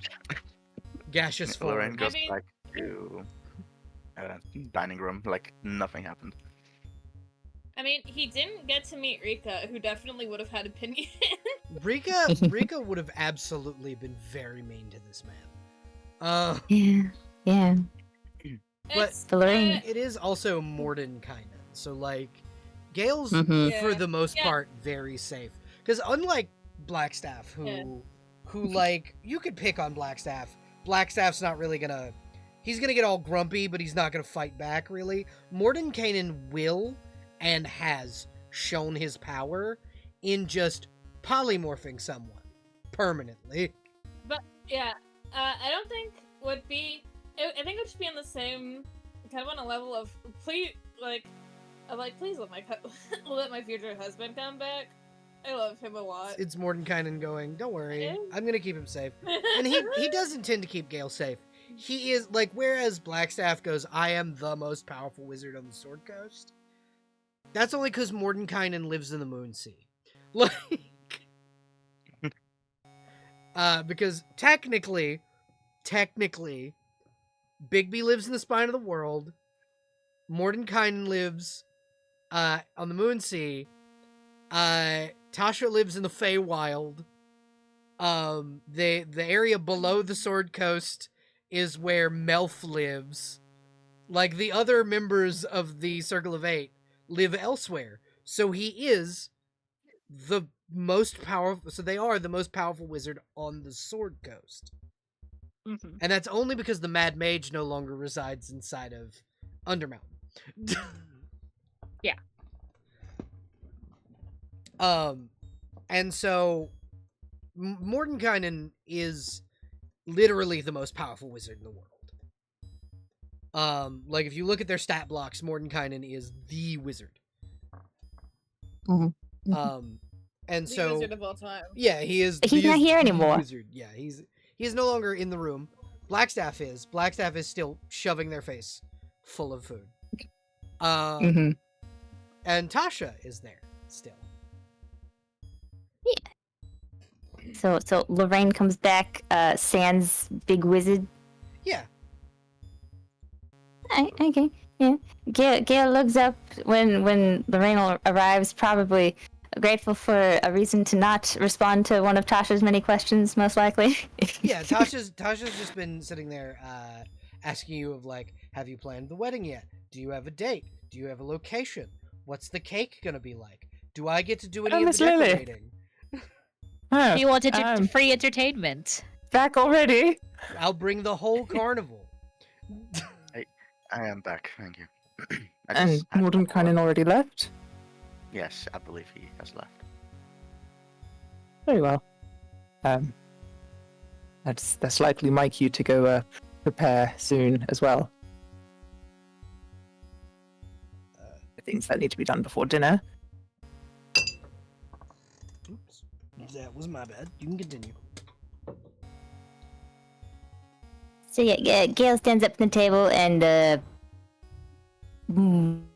yeah, he's gonna go get ready and do things. Alrighty. So this is where you guys as a party would probably, like, break off. So because Lynx kind of has to go in just a little while, I would like, if you folks wouldn't mind, I know Lynx wanted to do a farewell with kind of each of the party members. Could be it with everyone. I mean, yeah, but I just wanted to make sure, you were able to, because this is going to be your last session for like a month. So I was going to see kind of which party member you wanted to say goodbye to first, kind of. Give you time to do your farewell send off, before we kind of kick into the week of downtime and preparations for maybe being raided by goblins. Yeah. So Gale would probably try and say goodbye to people at dinner briefly, but I guess we could do a little bits before during the day. Yeah, absolutely. If you don't want to fast forward. I mean, I don't mind fast forwarding. I'm more giving you the stage to do whichever. Is kind of it's my stage? Yeah, this is me going, which would you rather do? I eat it. Well, okay, game over. Nice to know. We have no more stage. stage. Gotta start building it again. Just, hold on, technical difficulty. All right. So, yeah, I was like, put on technical difficulty. BRB screen. I need to make one for you. I really do need one. Okay. I still have to redo all your screens, so. I have something coming for that, so we'll get together and do that. Yeah. Okay, alright. So I'm gonna say Gale has a very busy day darting around doing his wizard nonsense, and then evening time, dinner time. Yeah. That's when Gale's gonna bid everyone farewell and head out. Okay. Then yeah, we'll pan in to the dinner of that day, because the first day, I would say you guys probably needed the rest. Like, you guys probably didn't do like downtime activities day one, because y'all got your fucking asses beat last session. So your bodies are probably, if not exhausted, on the verge of it, if that makes sense. So it would be a good idea for you guys to take the day to like rest in the like garden of the thing. You guys could like spruce up the mansion or whatever, because it is going to be your home for at least a little while. And then except Gale. Yeah, just running around like a headless chicken. Yeah, except for Gale. And then you guys can enter the dining hall for the solstice dinner.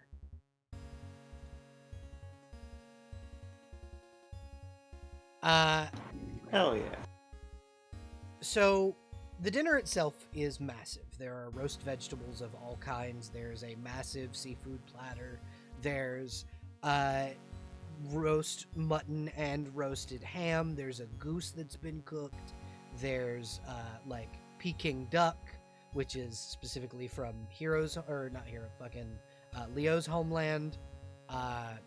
It's a specific dish from Mithranor, which is his original home city. And it's this like large, massive feast that Leo spent literally all day cooking, because Leo could not bring himself to think about, oh god, I have to leave these people before they go fight an ancient dragon. Fuck. Because he's torn. Leo is torn between, I need to make sure Gale doesn't die, and, oh god, I just lost my best friend, I don't want to lose the rest of them. So he is also a very stressed man. Yeah, so Gale probably has to take care of everything because Leo's in the kitchen. Yeah, exactly. So, you guys we pan into the group, you guys getting to the dining hall and gathering together for the not the last time, but for a little while before Gale comes back. Yeah, you guys, all arrived to this massive feast, and there are like floral decorations in the dining hall. There's these beautiful like paper lanterns that have been they're paper lanterns that have been lit. Tasha has put out like carnival decorations, like things she's like little like fairy lights that she uses for the Witchlight Carnival for like to light the pathways and stuff. so that kids don't get lost. You know, just fucking glares at the previous owners of the carnival. But yeah, so who do we think arrives in the dining hall first? Aside from Gale and Leo, who are kind of already there. I think if Lorraine would have asked to help with the cooking, so she would probably be there first, just out of principle of having help absolutely, absolutely. Leo would have gratefully taken that moment to. Okay, yeah, absolutely. You work on prepping veggies and roasting them over that open flame.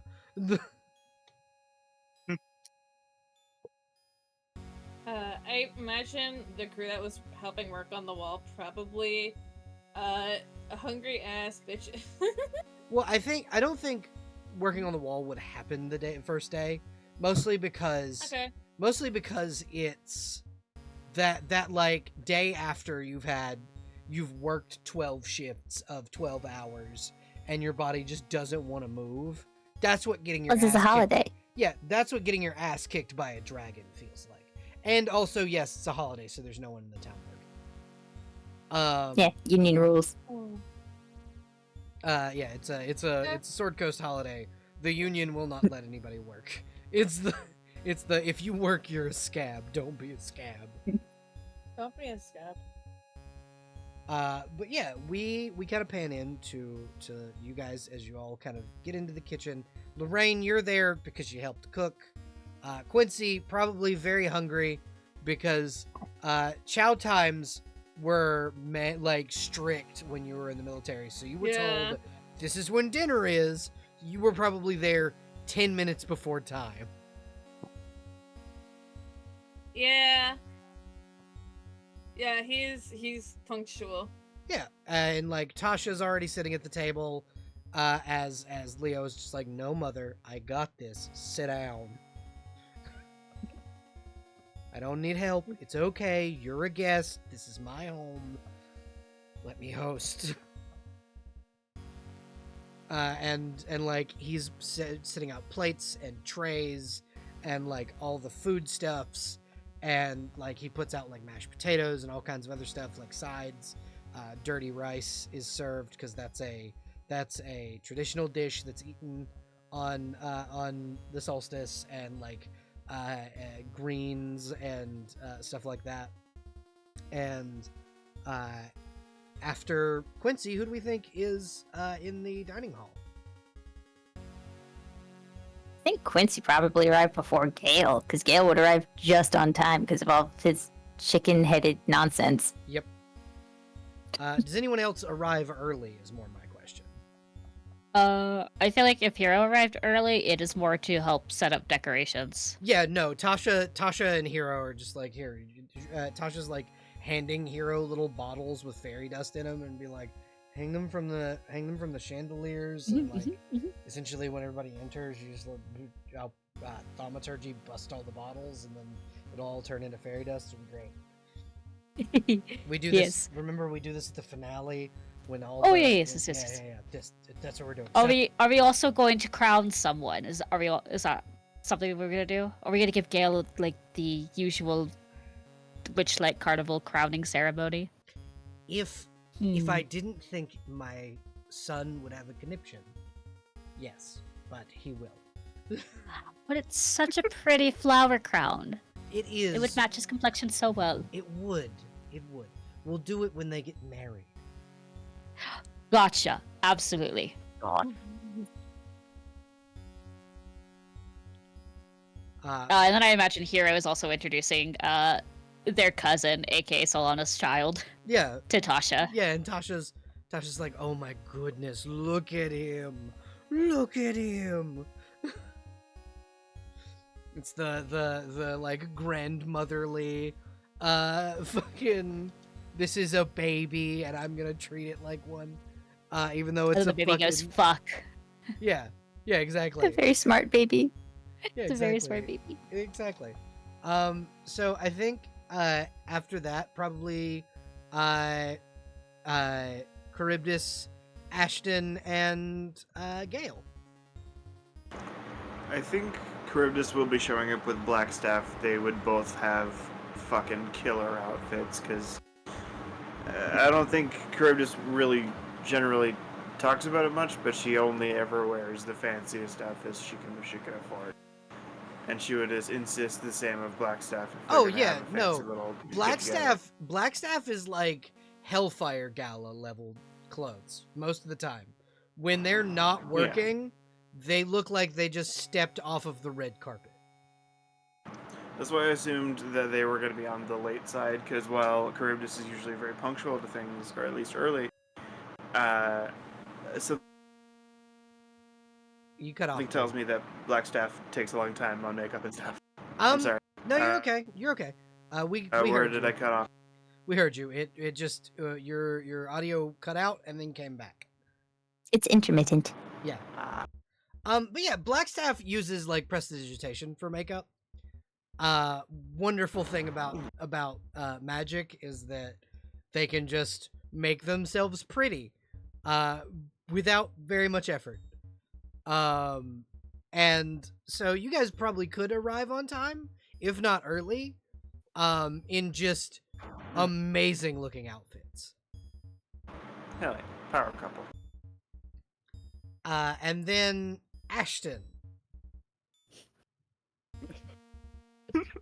Ashton, opposite of Charybdis, because Ashton currently only has one set of clothes that still fits him now that he's a Goliath. I mean, he could have And bought new that's- clothes. He has If they're tens of thousands of gold. if they're magic, don't they fit? Because they change size. So you can wear your little outfit from the Wizard Academy in Neverwinter. You can. The hoodie, Academy. the hoodie and sweatpants with the flip flops, like it magically fits you. You can look like a broke college student. Black was gonna look at him. Did you go to that college? I was like, yeah, totally. It really screams like I'm home for winter break after college, and I'm just kind of here for Christmas. Please leave me alone. I need art of Ashton in the fucking hoodie and shit. I need it one day. To know, he's not just wearing a standard Neverwinter Academy hoodie. He's wearing one with the sleeves ripped off because he sold those to Trog. Uh-huh. Wait, right? So he absolutely looks like a dude bro currently on break during college. Yep. Rat bro. You were even given socks to wear with your sandals. No, they're not sandals. He has official Neverwinter Academy branded sneakers. Oh yeah. But no, he chooses to wear a set of flip-flops he probably got at one of the many markets, the general goods stores that we visited. Yeah, absolutely. But you do have magical sneakers. I forgot about that completely. Oh god! And spider silk sweatpants. Mm-hmm. The That whole sounds comfy as sweatsuit- hell. The whole sweatsuit's made out of spider silk, which Yeah, is a we've just brand. got- It's not even like because spiders don't exist anymore. It's SPYDER. It's a brand. Oh, that's even better. But yeah, you've just got Ashton, Hand of Cord, now a rather high-ranking member of his church, dressed up like a frat bro, and he's Sitting next to Charybdis and Blackstaff. I love this Yes. so much.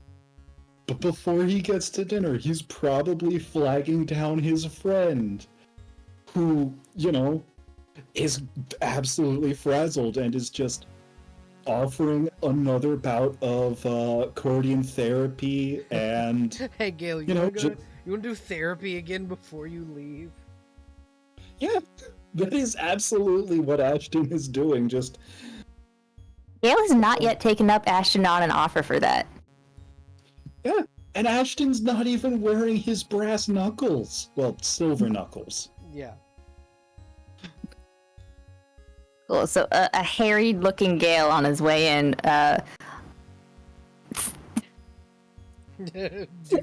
Dude, bro, Ashton. Dude, bro, Ashton. Dude, bro, Ashton.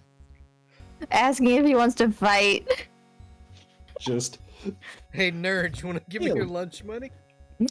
Gale, my friend, you are very stressed. You are working hard.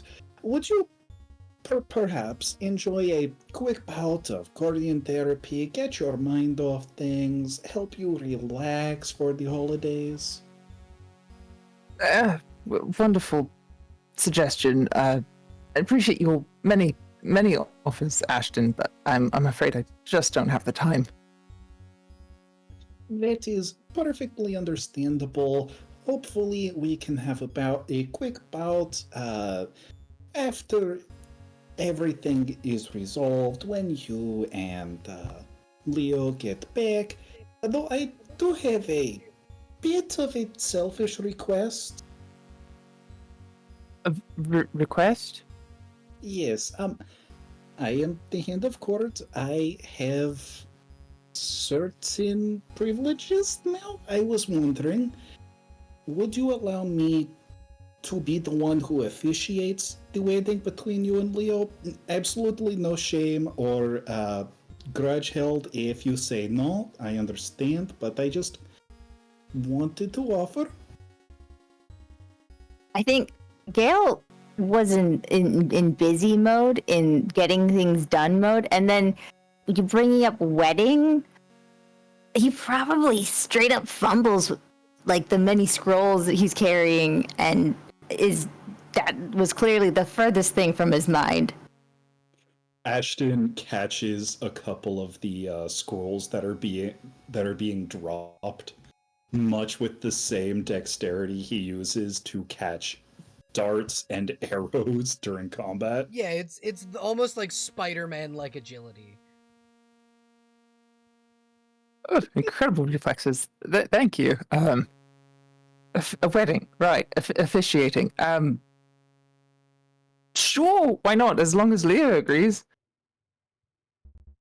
Thank you, my friend. I'm sure I will get Leo's approval, but again, if not, like I said, no grudges held. I will say, in this moment, kind of as the brain space comes to Gale, having your wedding officiated by the literal right hand of a god is a big deal. Uh-huh. So that would probably hit as right after saying that. And Okay. you've got Dude Bro Ashton smiling like an idiot because, hey, he's just offering a quick favor to a friend, and also, the way Ashton phrased it, it's not him doing a favor for Gale, it's Gale doing a favor for Ashton. Mm-hmm. Yeah, so I think after Gale has that realization, he kind of reaches out where he would have patted Ashton's shoulder before, and then kind of awkwardly reorients trajectory to pat him on the elbow. He's like 2 feet taller. Mm-hmm. I don't think he realized quite how big of a deal that would actually be.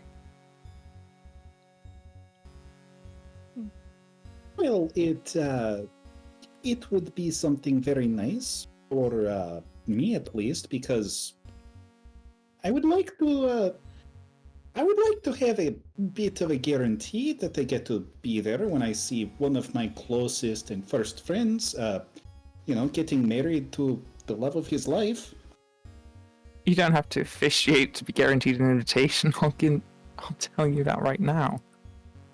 Still, it's something I would like to do. I don't actually have a whole lot I'm able to do as the Hand of Court that I know of so far, and it would be a bit of an honor for me if I could, use the new position I have to do something like this. An honor for you. Dear friend, the honor would be ours for being your first officiation.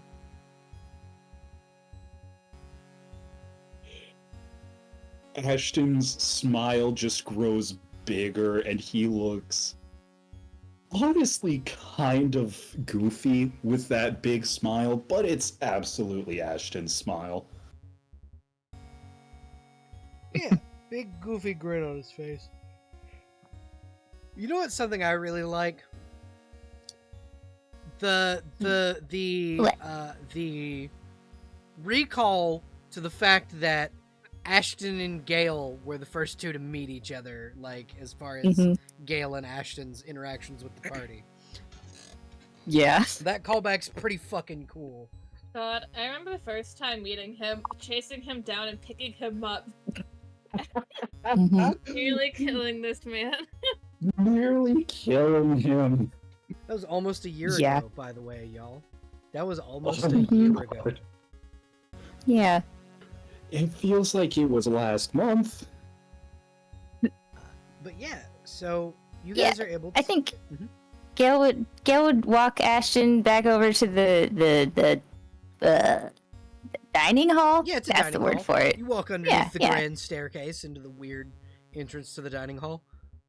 Yeah, and now that he's back in the present and not work mode, I think he would look Ashton up and down again fully, because like this is the Hand of Cord.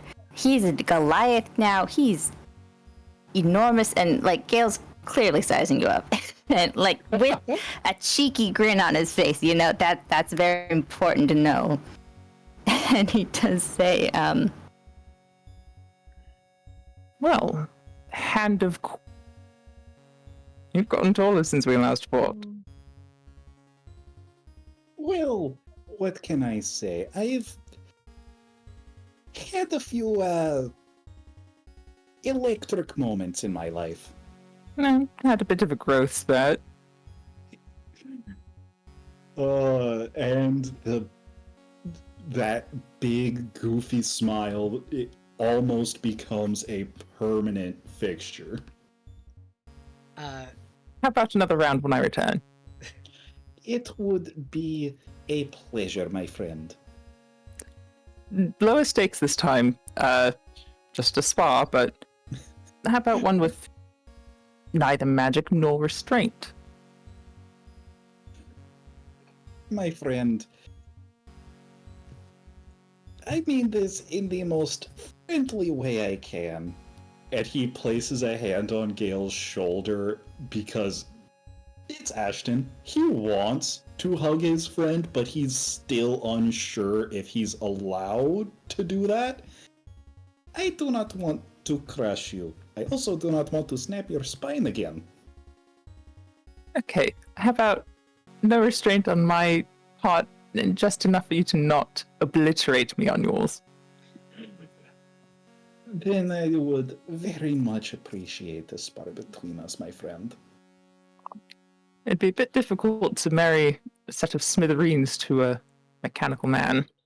I will throw hands again, Ashton. There'll be no need for that. I'll just have to repair you again. Shut up. You won't win this time. I feel like, yeah, they're in the dining hall at this point. Everyone could hear the tail end of that. Yeah. I will throw hands. Fucking giant mechanical man. Oh, do not worry, my friend. You don't have to throw hands with me My new for body. now. My new body is resistant to lightning. Yes, but are you resistant to blunt force trauma yet? No, but neither are you. Fuck you. Ashton That moment when Leo holds takes a hand for that dude bro handshake into Yeah, like the weird he'll- half hug. He'll give you the half hug, and then he'll lean over and like kiss Gale on the forehead and go, "Come on, it's dinner time." Of course. Although, speaking of sparring, I would actually enjoy being able to spar with everyone in the group Sure. at some point. Just watch out. Sure. Charybdis throws people. I mean, I'm down. And that's exactly why I want to fight everyone, so I can diversify my base of knowledge on combat, learn how how everyone fights. What's so funny about that? Nothing. It's That's me. It's That's me. Leo. Here's the laughter. It's fucking Gale going. Yeah, no shit. I need to learn how these people fight so I can fight better.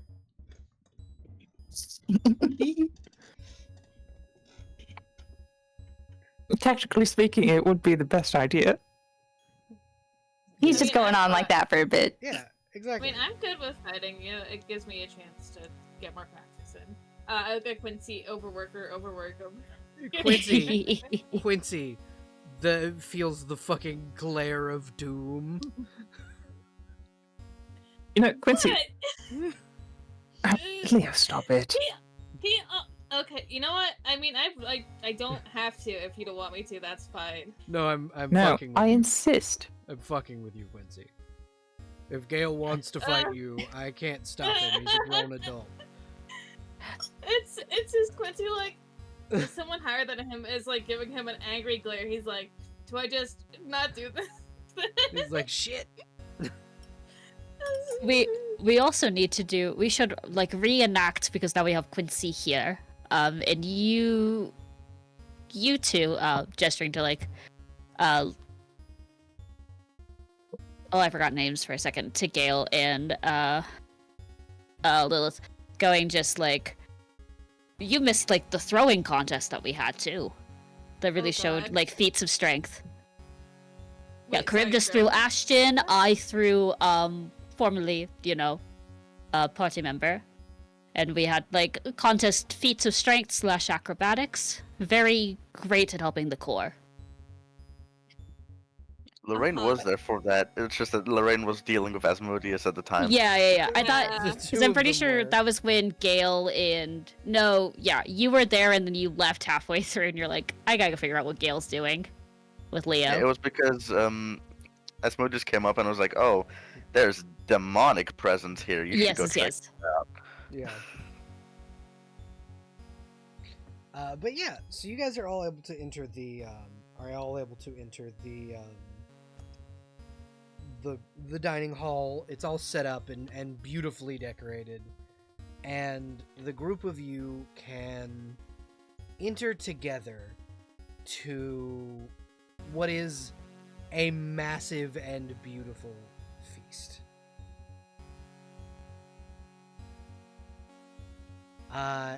Sitting at the head of the table is Leonidas, with Tasha to his left, giving Gale seating to his right,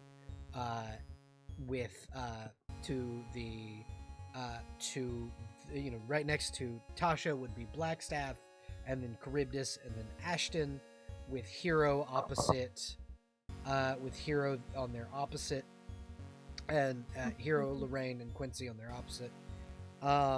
And Solana also bringing out like food and things, and then Mordenkainen would make a point to be last and sit at the opposite side of the table from Leo. There's a small look from Lorraine, a small smile, and then back to normal.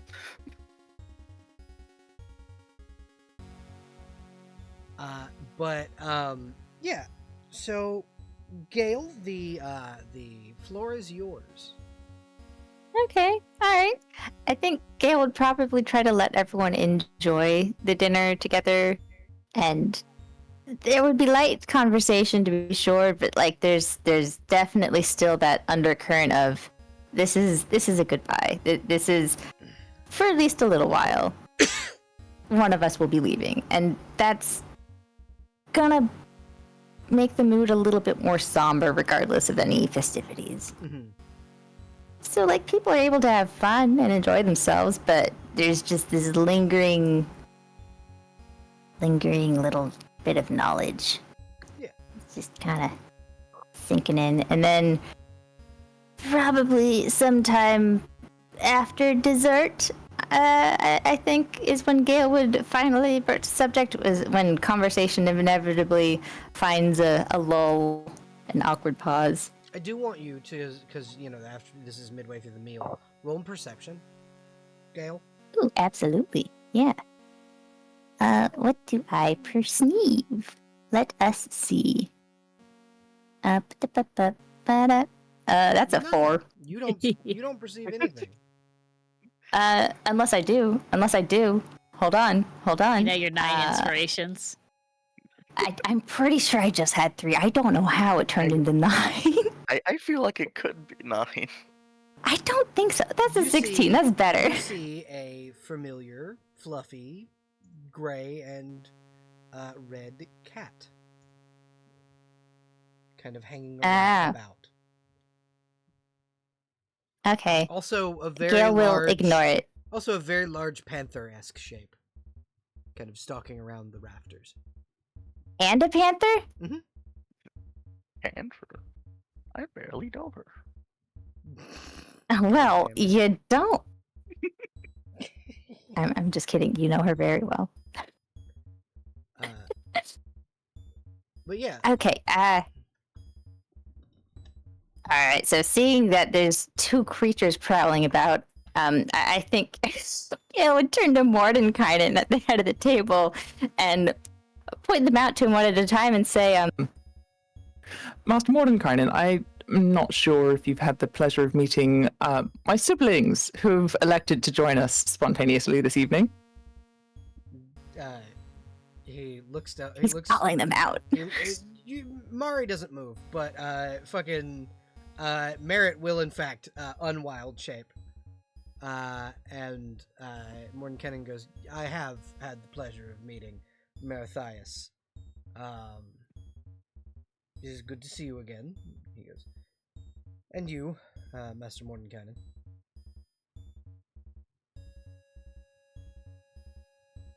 Yes, Mari- and Mari does not Mari's move. up there somewhere. Do I you believe she's... Do you recall what I told you about Mari's curse? I think I do. I will DM you really quickly. Uh-huh.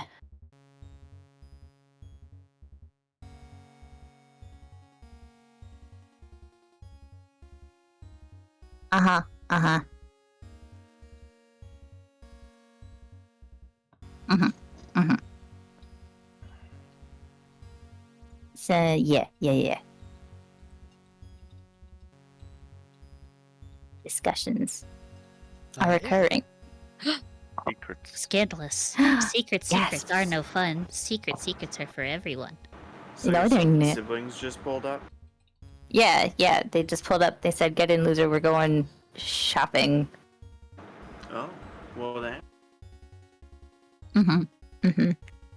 Okay. So she's just kind of hanging out in the rafters. Yep. Right? Unmoving, listening to what you're saying, but not moving. Okay.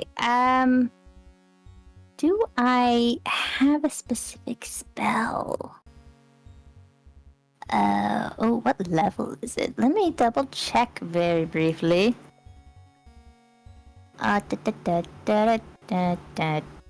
It is... Oh, I hate the way it pulls up now. That's kind of dumb. Anyway. Okay. Well, I'm gonna say Gale bought a spell scroll for it. Okay. And learned it. Just deduct your Yeah. your thing. I will add it to my notes.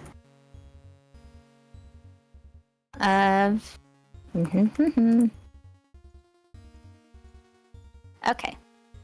Alright, so seeing that Mari is still hanging out in the rafters, like that, I think, Gale would, I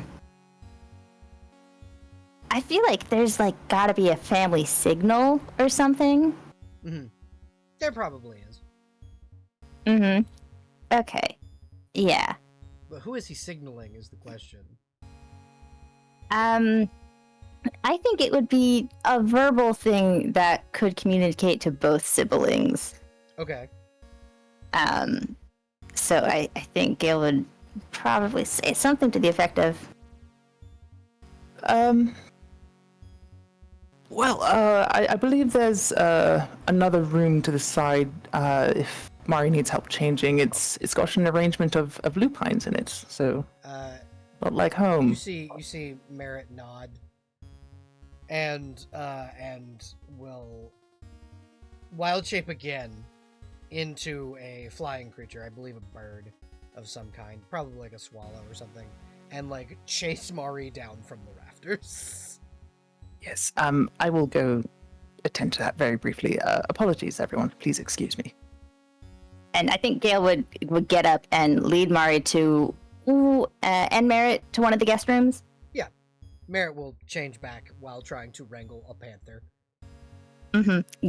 Yeah, Gale would have to help somehow. He's like, I got it. I druid crafted myself an arm and a leg. I got this. All right. He's like, Okay. You gotta get the spell ready. I've got to wrangle the panther.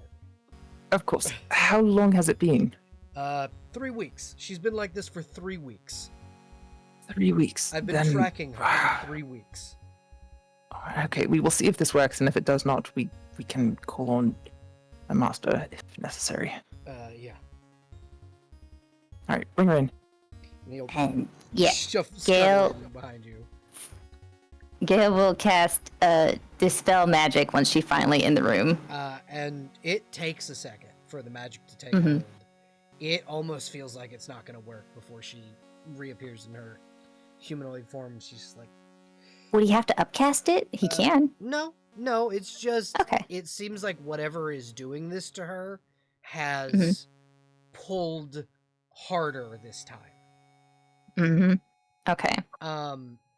And one of the things that you probably didn't notice, because you only rolled a 16, out of the shadows of this room walks Tasha. Oh, great. So what was that all about? Oh, I did not know you had decided to accompany us. Just a little family matter. Huh.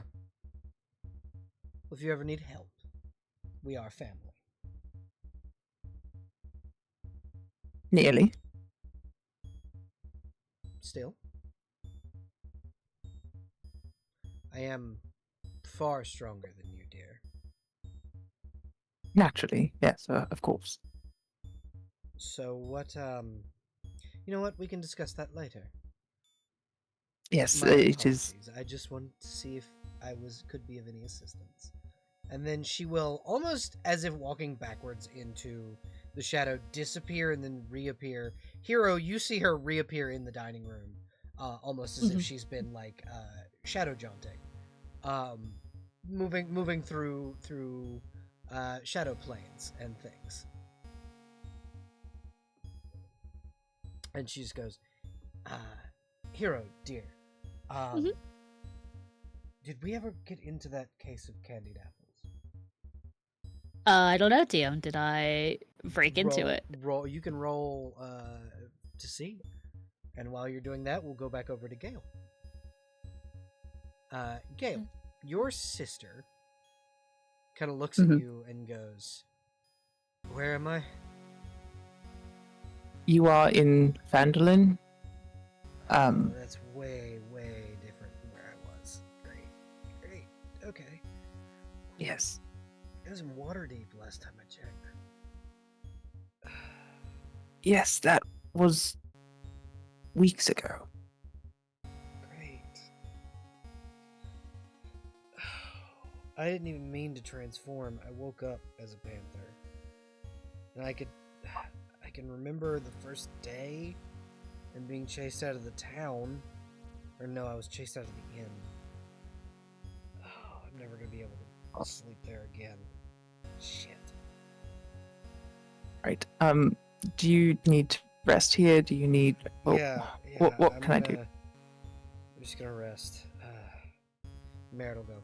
Alright. Go enjoy your time with your friends. I'll take care of Mari.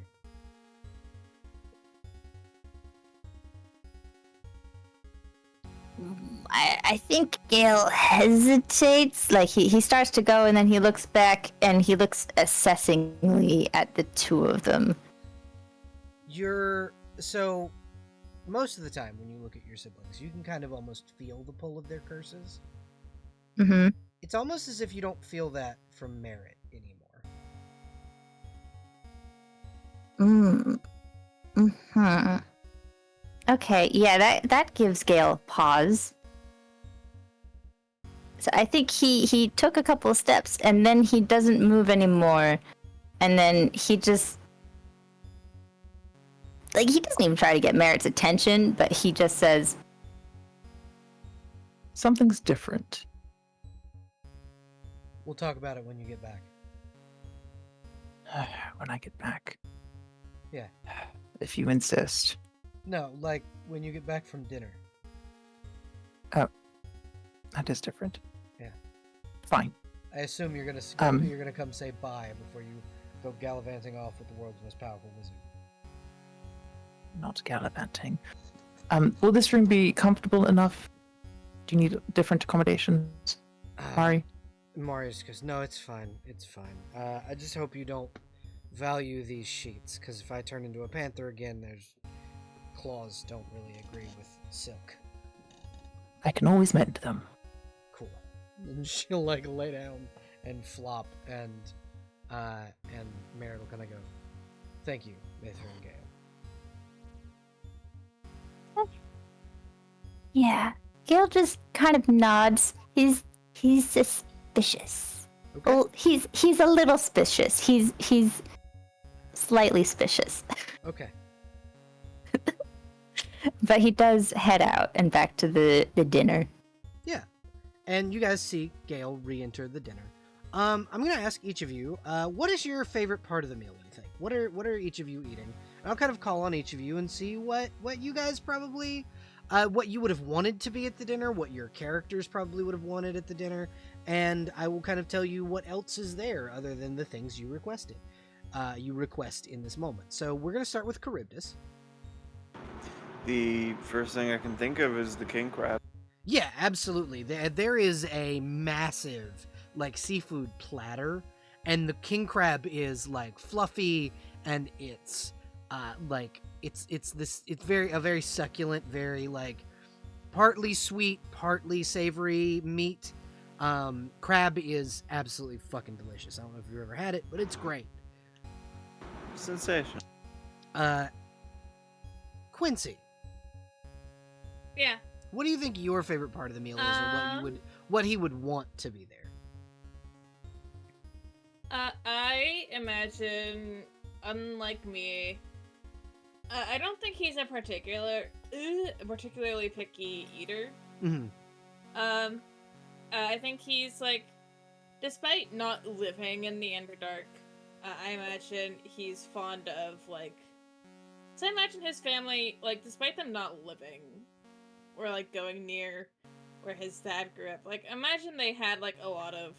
It's Like like foods. mushrooms. It's Yeah. it's eggplant. It's potato. It's a lot of like root vegetables, and then the Almost crab. Like, yeah. The crab almost tastes like there's a type of creature inside the Underdark that are these giant. They're pill bugs, but they taste like crawfish, and that's almost Yeah. what the crab tastes like. So it's almost like home. And then there are, Yeah. because you did grow up around Baldur's Gate. Baldur's Gate has a lot of street food. There's burgers, there's tacos, there's all kinds of stuff. So there are some of those too that it's like, oh shit, Yeah. it's really I like don't think- home. So I don't really think he has like a particular want for food wise, because I think anything you put in front of him he'll eat. Hmm. But But like I favorites wise, yeah. Ow, motherfucker. That's a good question. I think yeah, like I don't know. I have an answer in my head, but it sounds stupid. no, tell me. It sounds dumb. No, please share. It's just like I don't know, like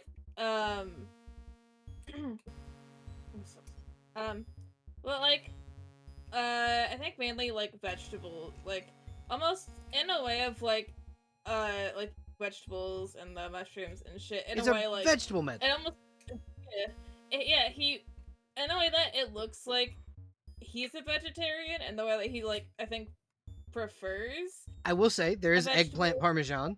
Like it's like chicken Yeah. parmesan but big eggplant steaks. That's one of the Yeah. dishes you can get out. Yeah, I think I like to imagine, interesting what happens as like you build your character as you play him. I think he's mainly a vegetarian little guy. Look at him. Look at this little man.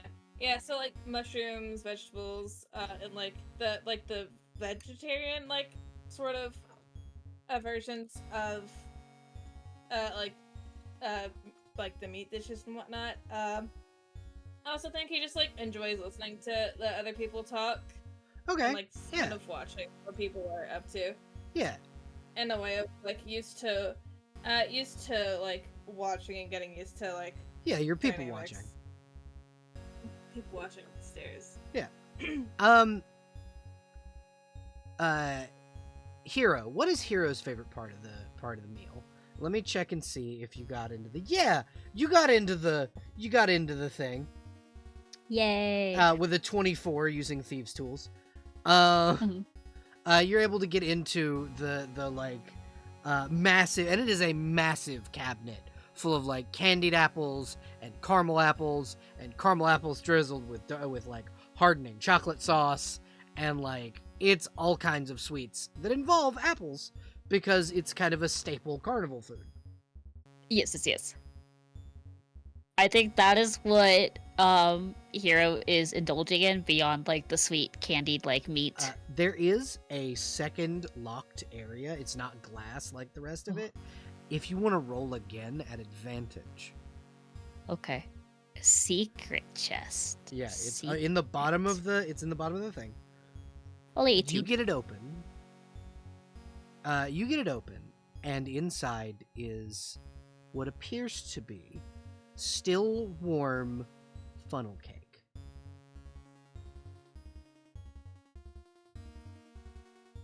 Yeah, and very, I guess it would cut to of Tasha asking about, like, did you get the candied apples? And then Hero just slowly sliding a funnel cake over. Like, no, I got those, but I got something better. She's just slowly cutting it in half so you can share it. Yes! Funnel cake. That's probably the shenaniganery Gale comes back to. Yeah, we're gonna get Ashton and Lorraine's favorite parts of the meal, and then we'll go over to Gale. Absolutely. Ashton, what is your favorite part of the meal, we think? See, the funny thing is, I don't know what Ashton would have requested, because he saw Leo was preparing all this food, Mm-hmm. and Ashton would have kept his mouth shut. Ashton, as a street kid, probably grew up on street food. Probably grew up on, like, burgers and quesadillas and tacos. Yeah. And there's a whole section of just street foods Leo learned to cook so that Ashton didn't have to change his diet. You see Ashton with a lot more food on his plate than he's had leading up to today. Mm-hmm. But you also know he's going to eat every morsel of that. Oh, yeah, you because need it for your workouts. Yeah, and he's all... Even though it's been, what, 5 days since he got resurrected? Uh-huh. He is still trying to get a hang of what the new body requires. Yeah, because what the new there's... metabolism is. Yeah, there's a surprisingly much higher level of muscle mass and bone density to the new body that he's still getting used to maintaining. Yeah. So yeah, you're eating you're eating like the street food, and then finally, Lorraine, what is your favorite part of the meal? Do you think? Lorraine, with permission from Leo, would partake in mainly the duck. Yeah, absolutely. It's him and Lorraine eating the duck together, because he's not going to be the only one to eat 3 Peking ducks. Like, okay, so Gale, this is when you enter the room. Okay, yeah. Gale would come back and resume his seat, and it probably creates a lull in conversation when he enters because it's a person. Oh, look, movement. Yeah, You know? exactly. So he would take advantage of that brief pause and address everyone at large. It's the grabbing the champagne glass with the little tinging of the spoon on the side. Precisely. Yes, exactly that. A little ting ting ting. um, All right. Thank you, everyone, for sharing this magnificent solstice meal that my beloved has put together for us. It's been a joy to spend time with you all. Unfortunately, that time is swiftly coming to an end. Additional things have arisen that need my attention before I leave, so I shall keep farewells brief. I mean, as for our plans that we had put together for the group, I believe you should all proceed with all due haste, regardless of my presence. I will be taking Leo and Solana with me, but Karan, Yin, and Sir Leroy shall remain to assist you all and the good people of Fandolin. I've already instructed Karan and Sir Leroy to help out how they can with defending the town, but I believe that Yin there should be granted an opportunity to prove her skills and to truly earn her spot in my retinue, and I trust you all to give her a fair assessment. So, wherever you head next, would you all do me the favor of taking her with you? Sure. I don't see why not. If it is a request from you, my friend, consider it done.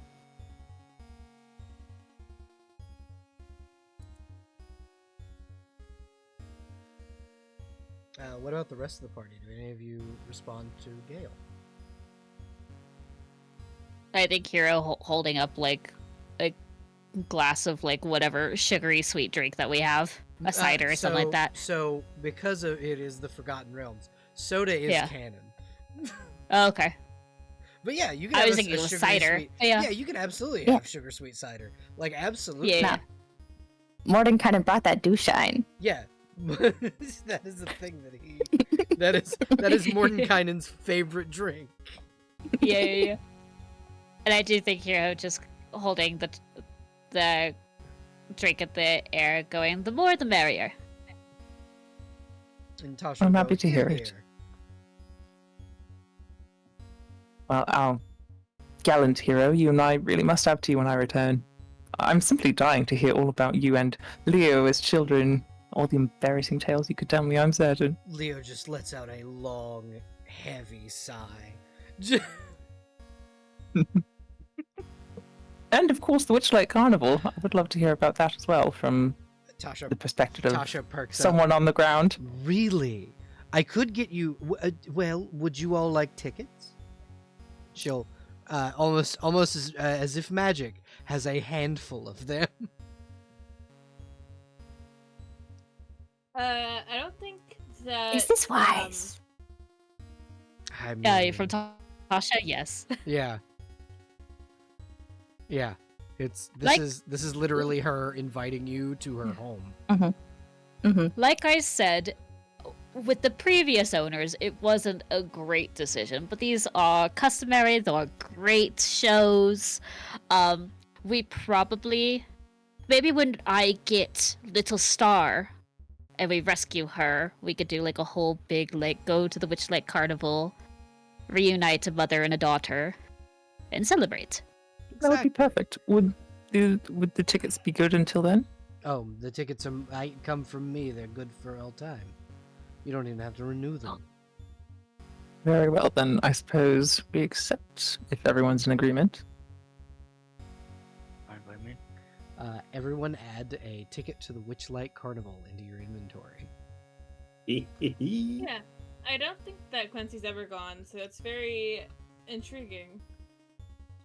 But yeah, As no. opposed to at least what If happened. you were invited to the Witchlight Carnival by Tasha herself, you're safe. She may be a scheming lady, but she is in charge, and no one else will question what she says, because she's might get- Tasha. Yeah, we might get pixie dust on the way of, showing up and we're slowly floating in the air. Yeah, you'll be But Peter we'll be Panned safe. a little bit. You'll be fine. It will be fine. Phenomenal. If I could fly, we could fly. Yeah. Gale gratefully and effusively accepts the tickets and praises her in acceptable amount. Mhm. Yeah, he's very grateful and says as much. And yeah, then I think he turns back to the rest of the party. So that's a plan already for when I get back. But another thing when I get back, Flame Quincy, have you Yes? been riding before? I don't believe I have. You were taught how to ride a horse. You have not done it for recreation. Like I've done it for work. I've never just done it to do it, so that could Alright. be fun. How about you and I go out for a jaunt when I get back for fun? Sure, yeah. Who knows? Perhaps we could even go out on a hunt, a little healthy competition. Sure. Sure. Also, I'm cool with that. the half plate, Leo has agreed that you would be able to make better use of it than he, because he already has access to the spell Fly at Will. Well, not at will, but Oh. whenever Yeah. this Uh. ring has access. Well, regardless, I it should be delivered soon. Definitely. I have better access to the spell than you would have access to the wings. So you can have the Icarus armor. It's in your room. Oh, already. Quick delivery. Yeah, Hey, the Rock Seekers thank you, came I by this appreciate it. morning. Did they? Well, Oh, I yes. appreciate it. I hope you can make good use of it. I will do my best. That's all we can ask, I suppose. Yeah. And I think Gale then turns to smile warmly at Lilith and Charybdis both, and I think he would address them together. Mm-hmm. Miss Lilith, Charybdis, my friends, I would appreciate it greatly if you would both, when I return, teach me a little about the tools of your trade when you have time. Artifice is the one area of magic I only have an amateur understanding of, and I'll need to know more if I'm to take good care of my future husband.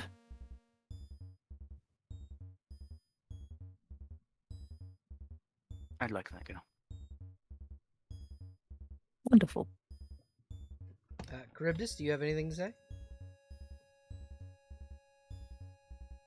I think Holly may be on a BRB. One moment. Perhaps. Yeah. Charybdis too choked up to even speak. Yeah.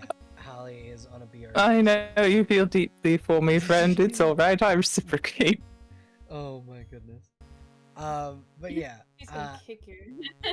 Fucking yeah, no. But yeah, Gale, you're able to kind of get the confirmations from Charybdis and from Lilith, and Leo just go, having them around means I have good mechanics, my love. Well, there may eventually come a time when we all part ways. Who knows? Not yet, True, at least. I mean, at least Charybdis will be a political ally. Yes, but Yeah, but going into the bottom of the sea every time I need to get repairs is not exactly sustainable. as your husband, it will be my job to take care of you. True. This time you'll have to hold my core when my body is disassembled. You see, as he says this, Tasha's eyes get like dinner plate wide. Did you Oh, say no. disassembled? Routine maintenance sort of things, typically. And she's just like, Wonderful. Yes, but he's in a fit shape and looking wonderful, and Stronger Miss than I Lilith ever and have Cryptus been. have done a very good job. Yes, wonderful. Yep. He is also moving very quickly along with that conversation. Yes, Ashton. Yes, the great and very tall hand of cord. I look forward to our match upon my return. As do I, my friend. It would be nice to spar with you as equals again. Yes, I look forward to it greatly. a little less showboating on my part this time. And a little less, how should I say it? Impromptu environmental usage on my part. Death glare. That's from certainly Lilith. Death glare. one way to put it. Uh, Ashton has that big stupid grin on his face, mostly spawned by Leo's death glare. if I have arthritis in my back, I'll know who to blame. Yes, we'll all know who's spine drip. I mean, who to blame.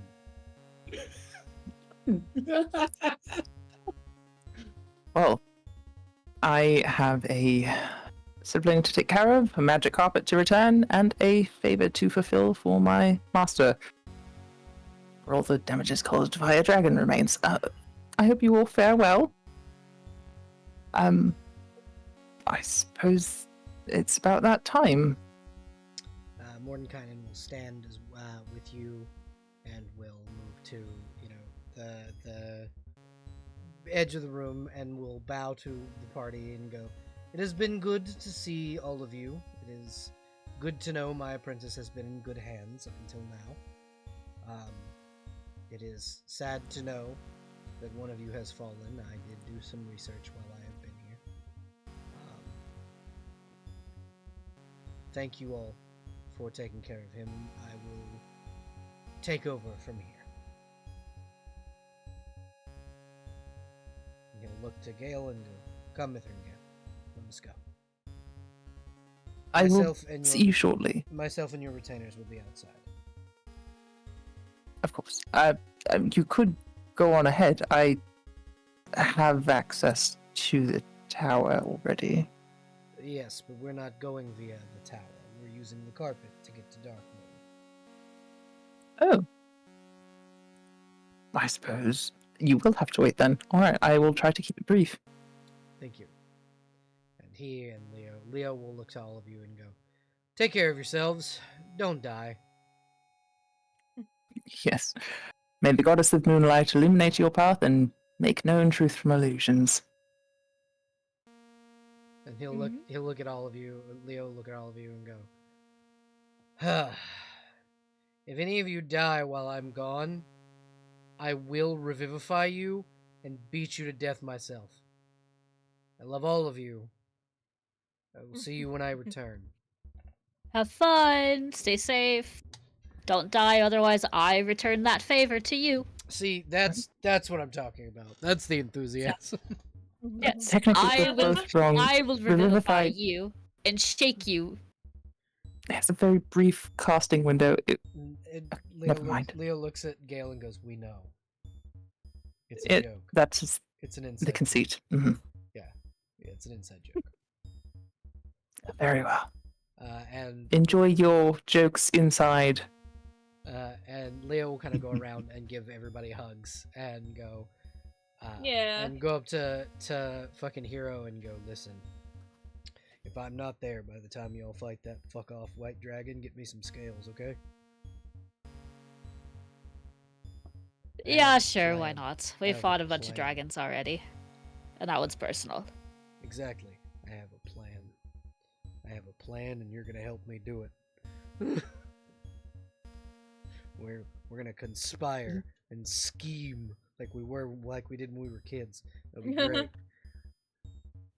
Are you I having think- more of your indoor jokes? Absolutely. No, absolutely not.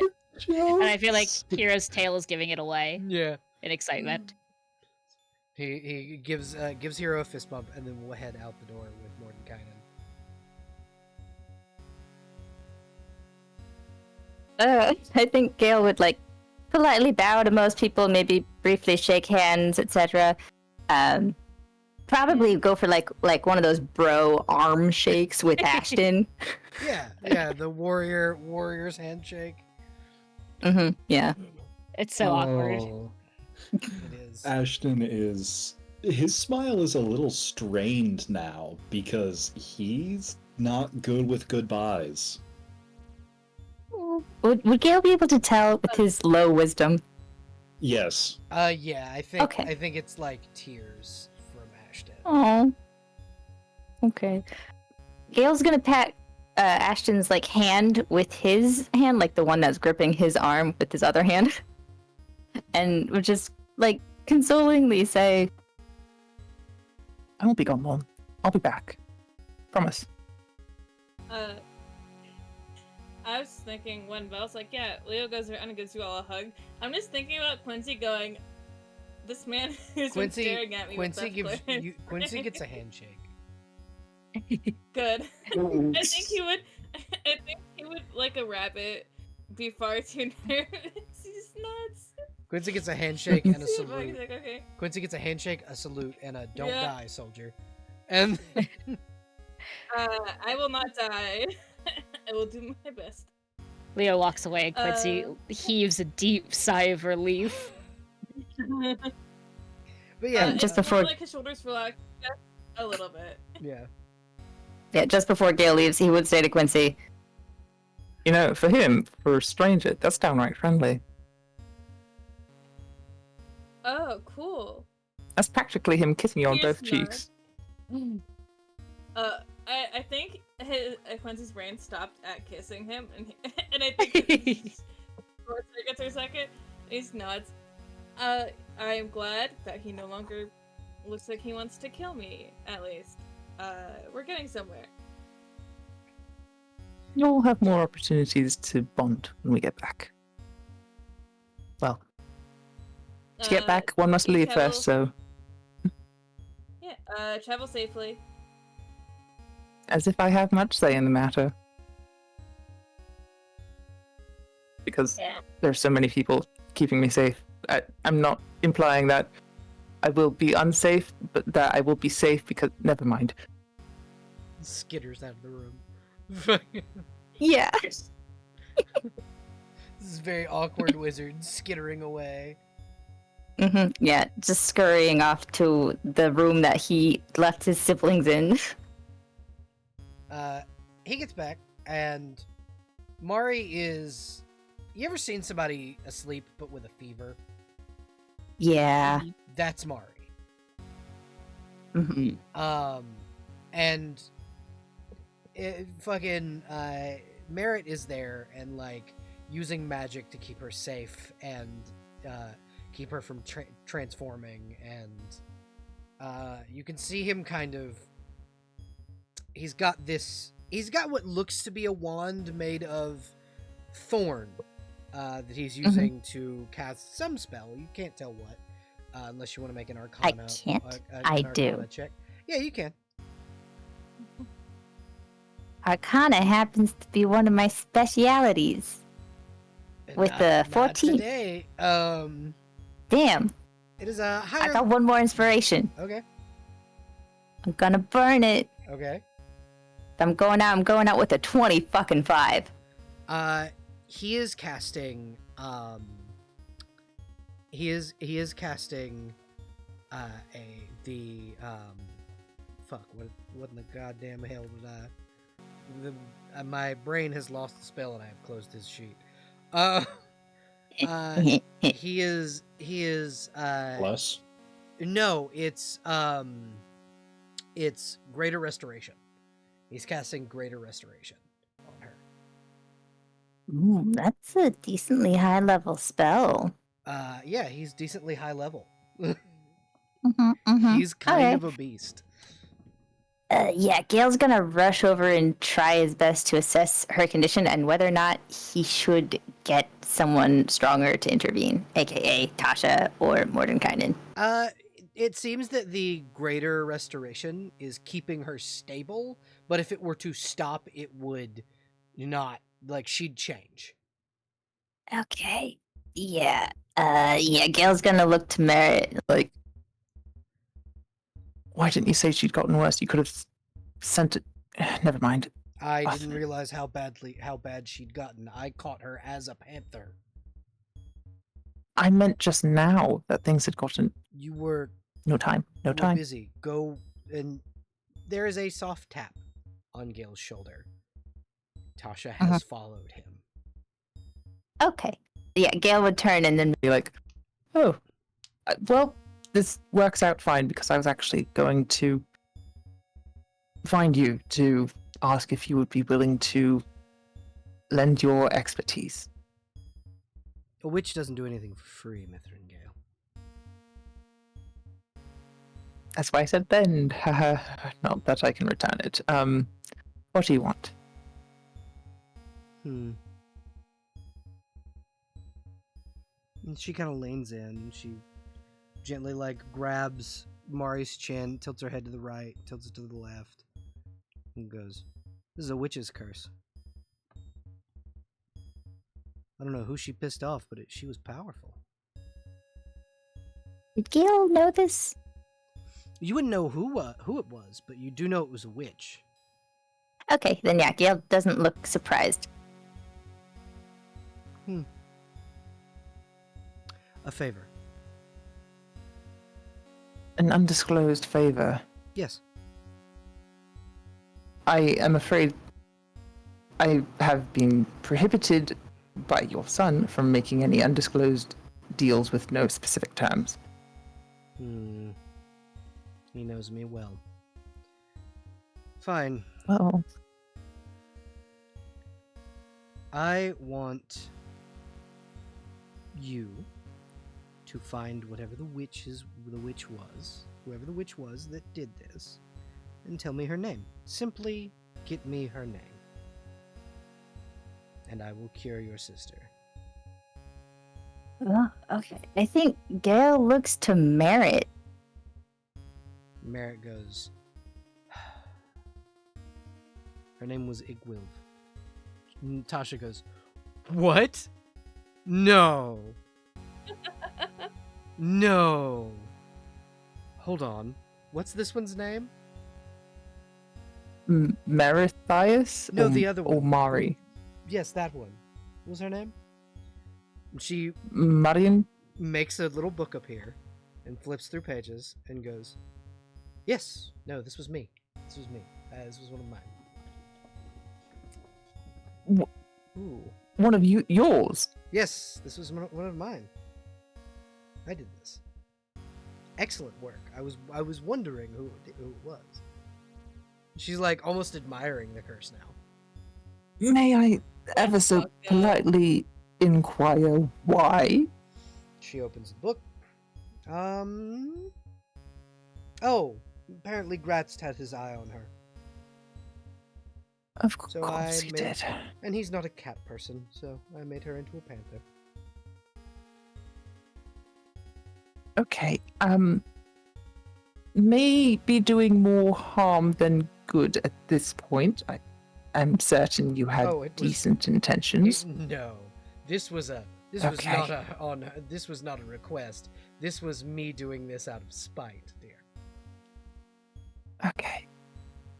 Alright, well, you have your name now. Will you kindly undo it? I suppose.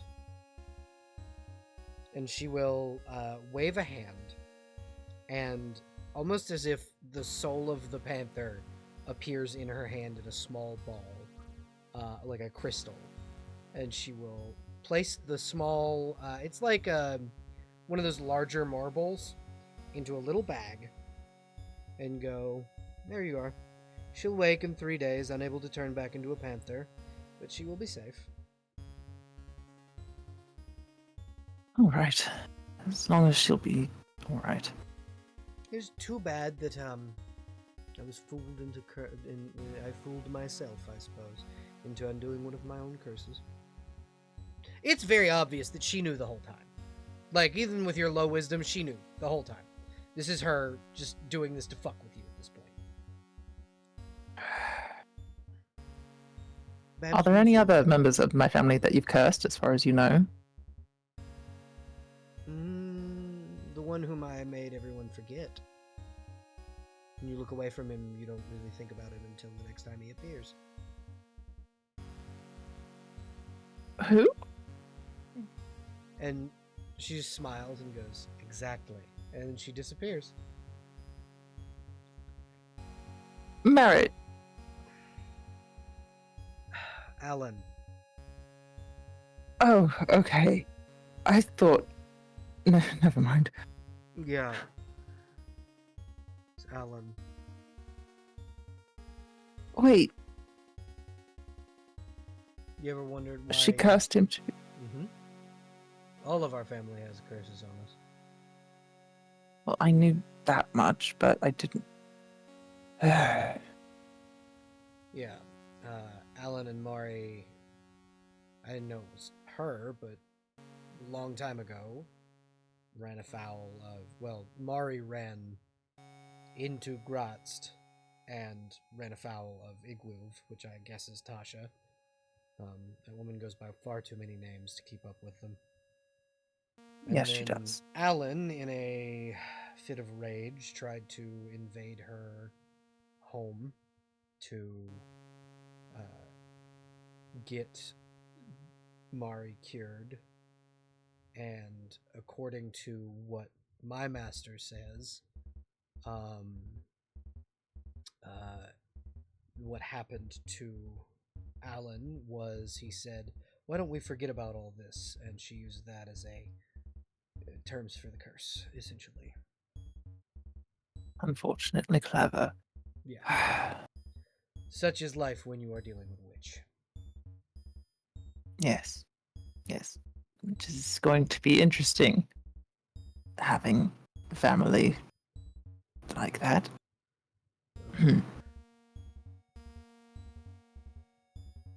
But at least Mari is cured and she'll feel better when she wakes up.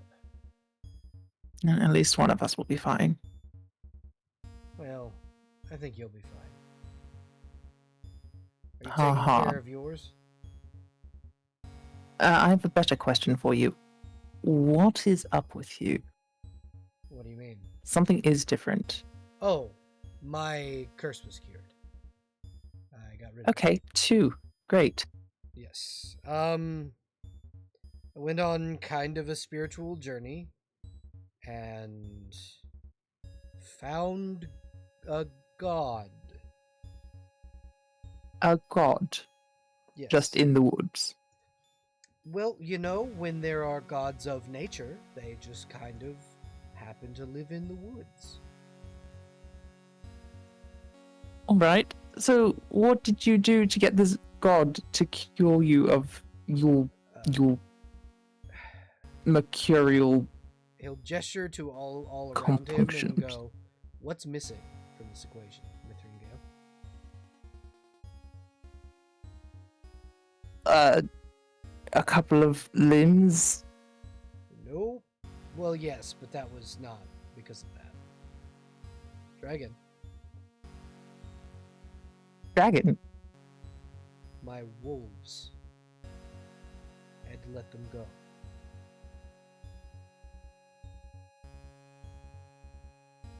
He had said try again, not dragon. Oh, that was me Yeah. mishearing. Yeah, he said try again, but he just goes, my wolves. I had to let them go. And the wild So- mother saw fit to cure me of my supernatural ailment. All you had to do was let go of what was already gone, and you were cured. And Mari, we just had to. I don't know what kind of game she was playing, but we had to play some sort of mind game. They It weren't. seemed like she was willing. They weren't gone. They were here. They chose to be. They wouldn't have come back if they didn't.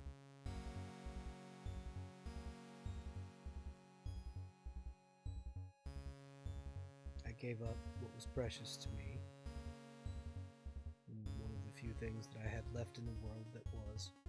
And I let them pass. And I let nature take hold again. And that is why I am cured of my curse. I had to let go of my pride and my pack. And allow nature to run its course, so to speak. Apparently my curse came from the Wild Mother because I disrupted the balance of nature by bringing my wolves back. So both of yours have been undone by the people who were in the first place. Yes. Well, that complicates things.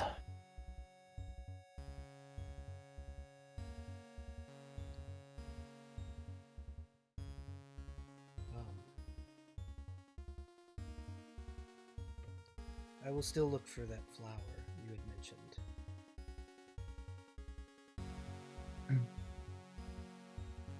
I suspect I may just end up having to go myself, as is how these things typically go. Yeah. I am going to take Mari home. So I will... Would you like a shortcut? No, I think the time at sea will be nice. In her state? True. I suppose a shortcut wouldn't hurt. Alright. I can get you there very quickly. Was Mari the only reason you came today? I came because I heard you were returning after the dragon fight. I came to check on you. Doing fine. I'm glad. I worry for you. Always doing fine. That's not true. There was like a Where's solid... that key? There was like a solid week where you definitely were not doing fine. If you remember, I was a cat in your windowsill. I know for a fact that's not true. I have still promised to murder you for that. I believe I specifically promised to skin you and turn you into a rug. I would love to see you try. I'll probably have Leo help. Fair. You know what? Fair. It is good to see you again, little brother.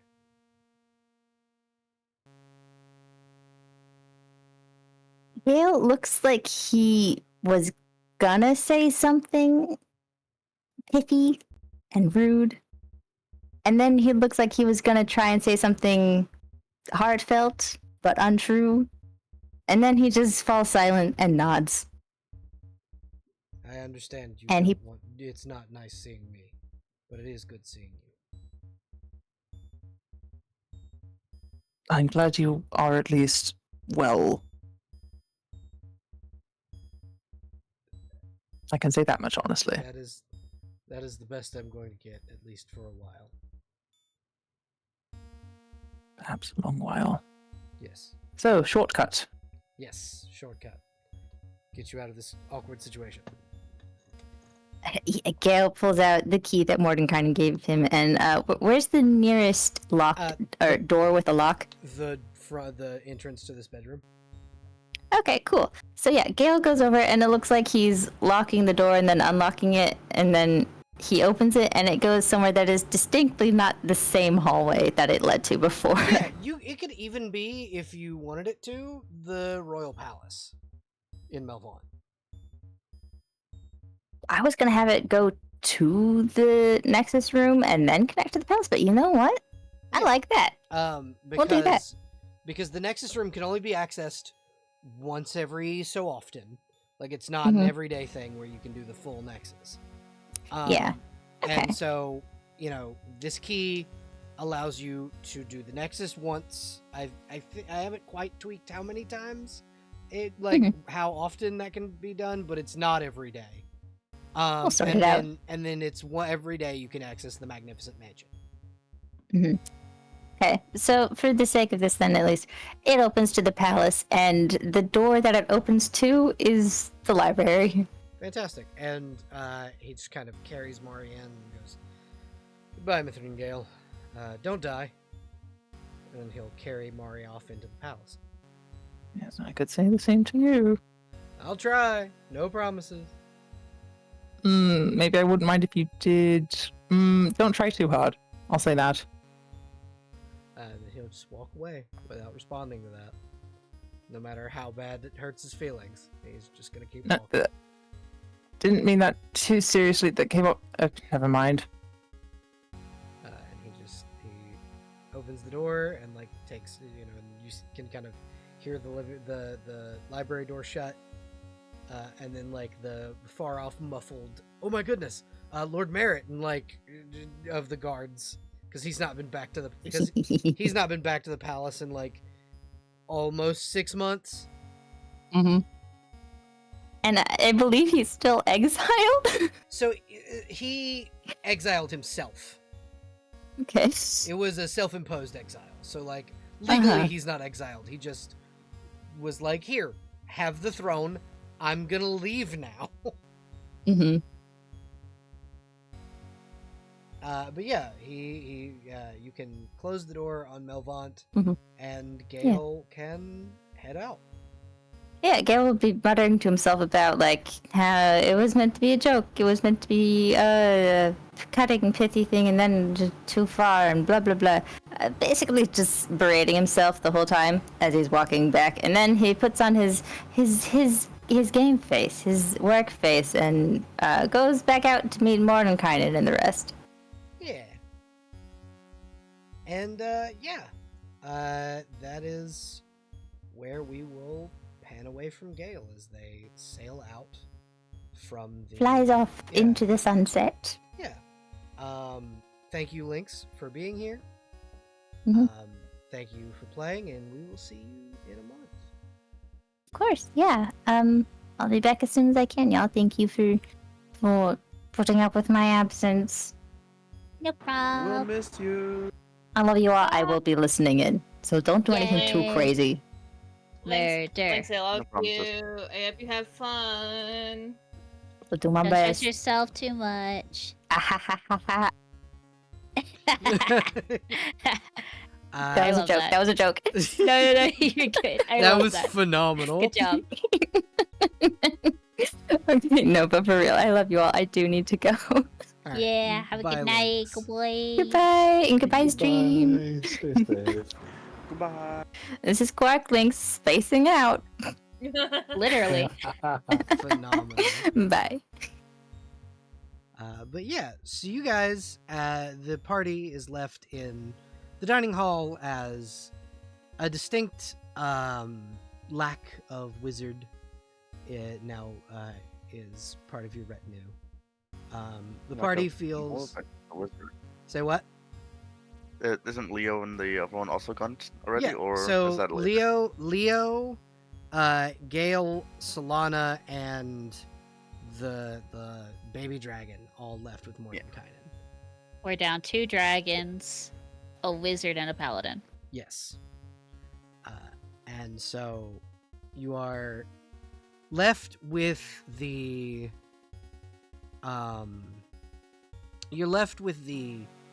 empty hole that would be left with the wizards leaving. But you know that Gale goes off to do something important. As the night kind of goes on, there is a knock at the front of the mansion door.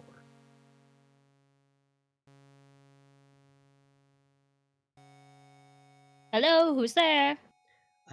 Answering the door, you see Yeah. very out of breath Elmo. Human man, stocky, plump fighter man. Just kind of. Scouts say goblins are 4 days out. They're on the march, and they're on their way. Well, shit. So, your characters have 4 days to prepare. You have 4 days to prepare the town, and 4 days to prepare yourselves. Next week, the Kragmaw goblins invade Phandalin. A respite, but with consequences? Yep.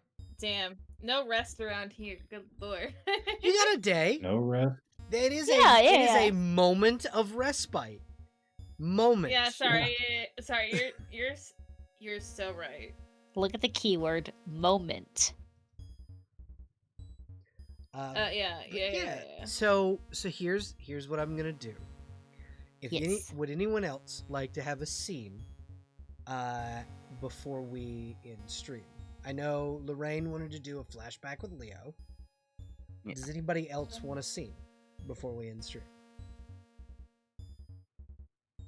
Shit. That's an excellent question. I think I can't really think of anything off the top of my head, otherwise I would. I'm also very tired. I totally understand. Yeah, so we can move to Larry? Okay. I just want to make sure if anybody has anything else they want to do, so I can make sure that everybody gets their screen time. Because I want you all each to have time to actually, like, do stuff, essentially, if you want to. Yeah, absolutely. Yeah. I totally get you. If I had something in mind, I would absolutely do it. Okay, I totally understand. So we pan over to Lorraine. It is earlier in the day. You and Leo are in the kitchen working. Gale is kind of running around like a chicken with its head cut off. The others are off doing whatever productive things they wanted to do, just not working because it is a Sword Coast holiday, and the Union says don't. We're all in support of unions in this stream. Exactly. So Leo is stressing. It's very clear that Tasha's arrival earlier in the day and the massive amount of food he has to cook for all of Gale's retainers, for the rest of the party, and for his mother specifically, like, that seems to worry him. And it's visible on his, because one of the many cool things about Leo is, like, his face is very expressive, and it's not even it's robotic, but it's not Uncanny Valley, which is great. Yeah.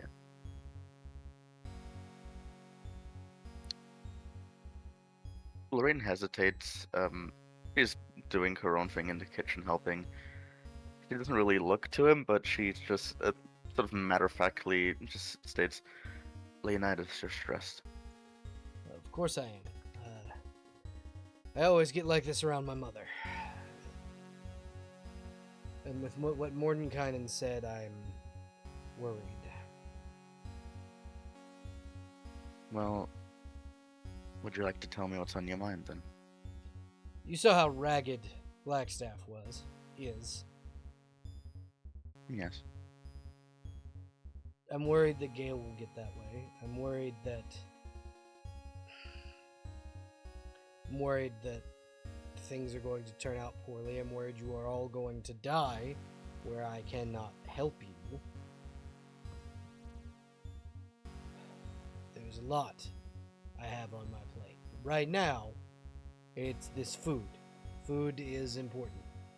We want to make sure that everyone is well fed, that everyone has food from their own homelands, and I am going to prepare duck for myself. And anyone else who wants to share in it. But mostly for me. So I miss. My father and I used to prepare duck on the summer solstice, but it was a long time ago before he passed. So Yes, my husband used to make quite amazing duck too. I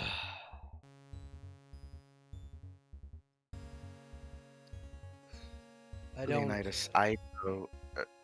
Go ahead. She sort of like pauses. You first. I don't know what I'm doing anymore. What do you mean?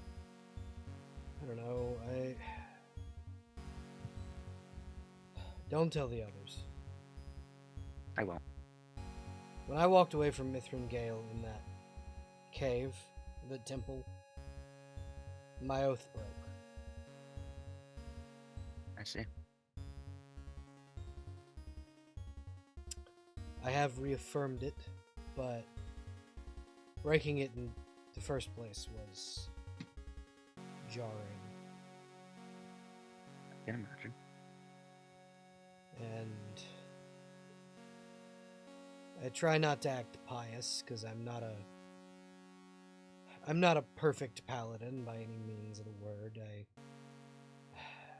I did terrible things to those red brand bandits. But I was grieving, and I grieve in strange and violent ways. That does not forgive the fact that I tortured a few of them to death, but I can't exactly say I'm any better than you I mean, in that regard. I could have at least told someone I was doing it. I could have at least been forthright with the fact that I was going out at night by myself with the danger of death. I didn't even tell Gale. I didn't tell Gale where I was going. I'd wait for him to go to sleep. I'd disappear into the woods, and I'd come back covered in blood. Leonidas, let's assume you did tell someone. What would that help in this situation? I don't know. I wouldn't have had to go alone. I wouldn't have to have felt alone. Would you have really let anyone come with you, though? Probably you, or Charybdis. That would have still left Gale worried sick at home. Gale was asleep.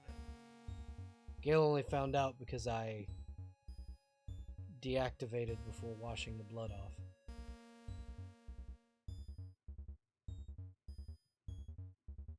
That's exactly my point, though. You wouldn't have told everyone if you told someone, Fair. and I feel like that would have been fair on Gale or the others. It was not fair to Gale, or the others, or myself, to be completely honest with you. I isolated when I should not have. And it came back to bite me in the end. It upset Gale and drove You him. and Gale are Mhm. you and Gale are rather similar in that effect. Yeah, I also regret not inviting him in with when my body was disassembled.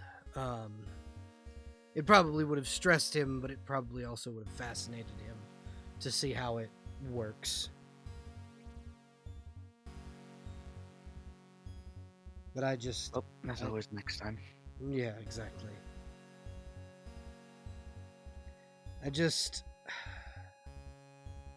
I worried. I worried seeing me disassembled might bring up memories of Rika's death. I understand that, but I don't think that's something that you can choose to keep from him. I feel like that's something that he has to choose to stay away from. True.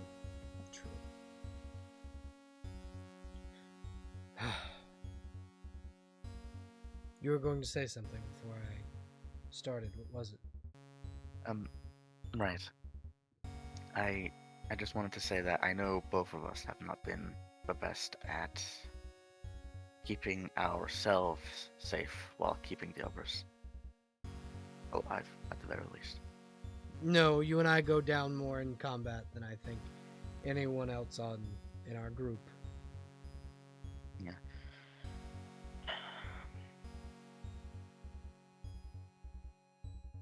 Could you make me a promise?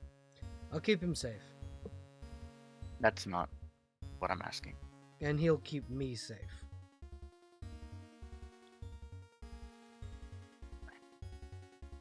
See, That's that all I is ask. that is one thing I know about my future husband, is that as much as I put on the tough exterior, as much as I hide inside the helmet, as much as I put out that strong face, Mithrin Gale, he worries, but he also has a wrath toward those who would harm me. You didn't see how he reacted to Merritt when he found out what he did. You I didn't didn't, see but- the hellfire burning in that man's eyes. I can imagine it. And I imagine, now that he's stronger than he was then, it'll be worse if I get hurt again. So, It probably will. So, he'll keep me safe, and I will keep me safe, and Mordenkainen will keep us both safe.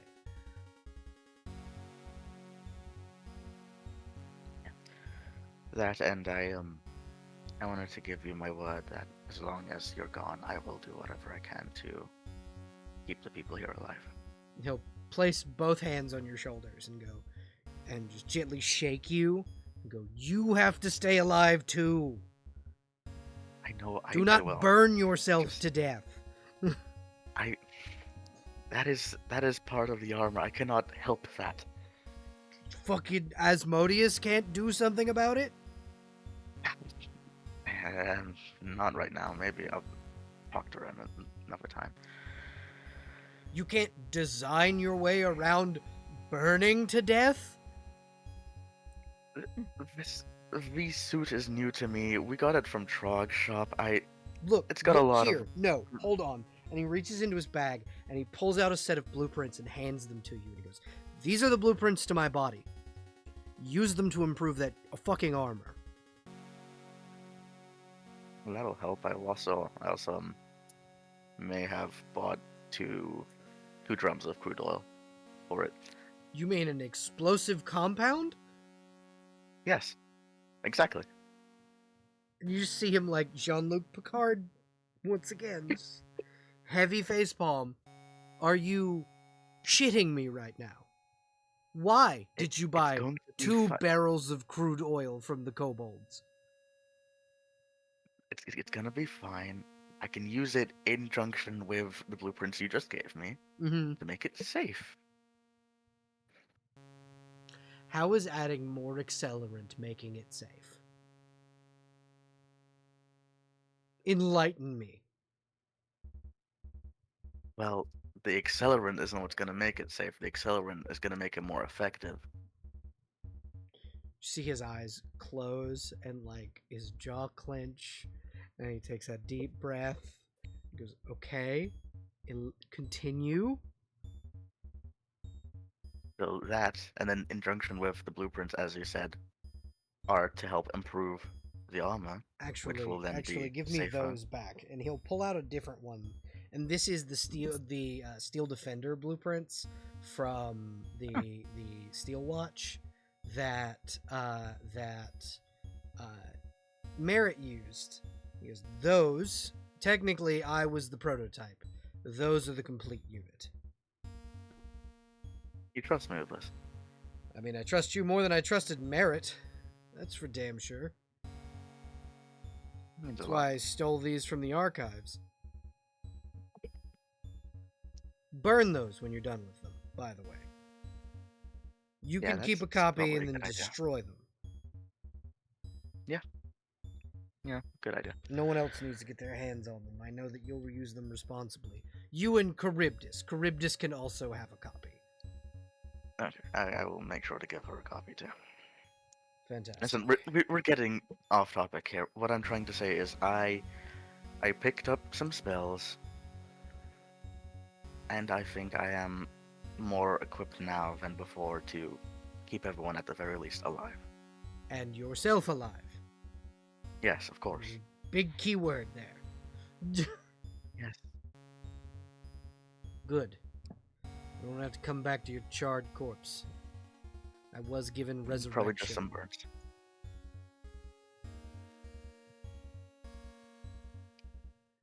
I was given the resurrection spell, so I will fucking resurrect you and then beat you to death myself. You have to fight me for that. You think I won't? You think I won't make sure you're not in your fancy little armor, resurrect you, and then beat you to death with a club?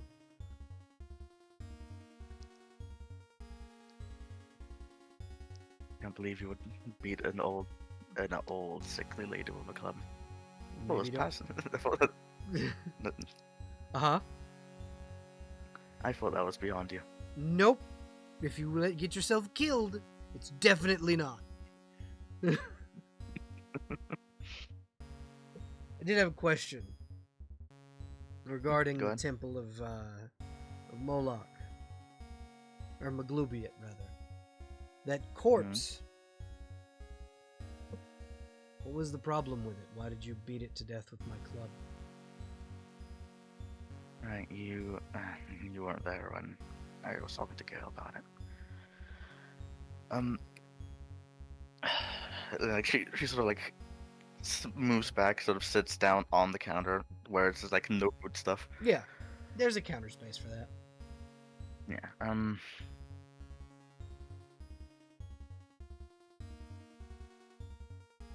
I am rather old, as you know. I had a family, a husband and a little girl. Men in the attire that corpse wore, burned my village to the ground and slaughtered my family while I was working for a cure to a disease that was plaguing them. You see, like, his face was very, like, sympathetic at first. And then he gets, like, his face hardens. And he gets, like, almost, he gets, like, his face becomes... There's a moment in combat where he goes from the paladin you guys know to the killing machine he was built to be. And that's where his face goes. You know the name of their order?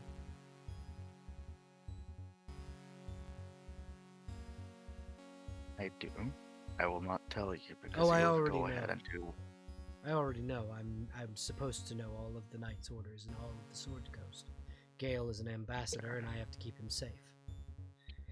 Those were the Knights of the Red Gauntlet. Do not go out on your own. Again. I won't. Especially for my sake. That's my wrath to deal with. Oh, I won't. I won't go and kill them all. What I will do is I will use, and he'll flick his little sending earring and go, I'll use this to report on their locations. While we're Thank away. you. I wouldn't want to miss killing them with you. Suppose that is why Gale means so much to me now.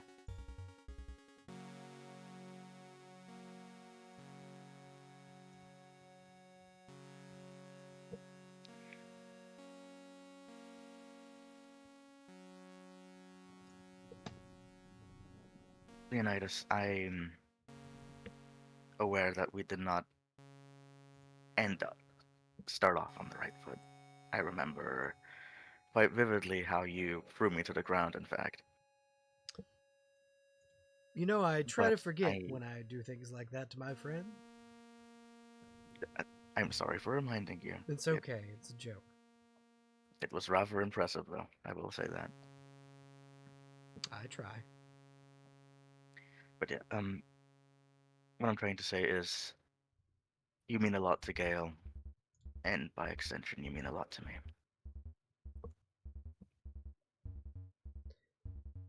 You mean a lot to both of us. To Gale, you're. I don't know if he sees you as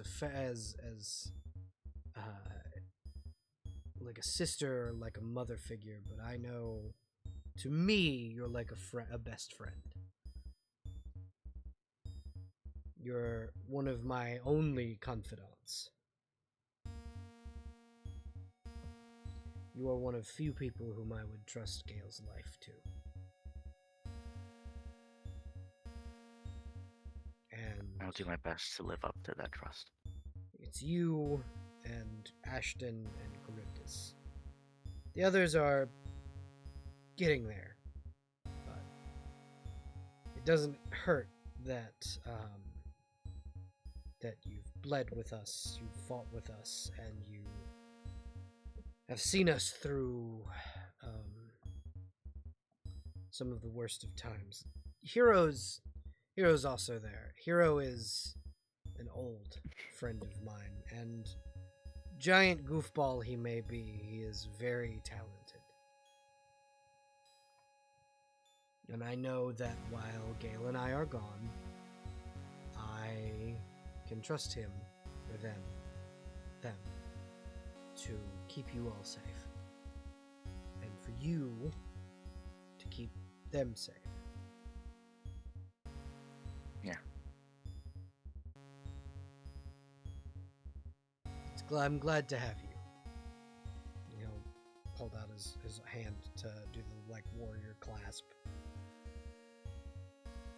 Sort of like looks down at it, sort of like squints, looks back up at him. Really? And Yes. she's sort of like into a hug. Yeah, that was his point. Like, he was gonna grab you and then hug you. He was gonna grab your arm and then hug you, and he goes, "You ruined my thing." And he'll like almost trying to sound like a petulant teenager.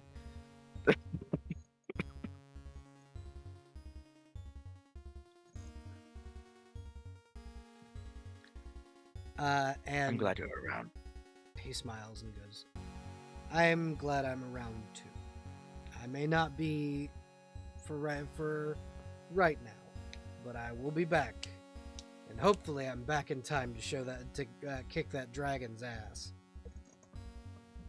Well, don't worry. If you're not back by that time, I will make sure that Asmodeus keeps its soul for you.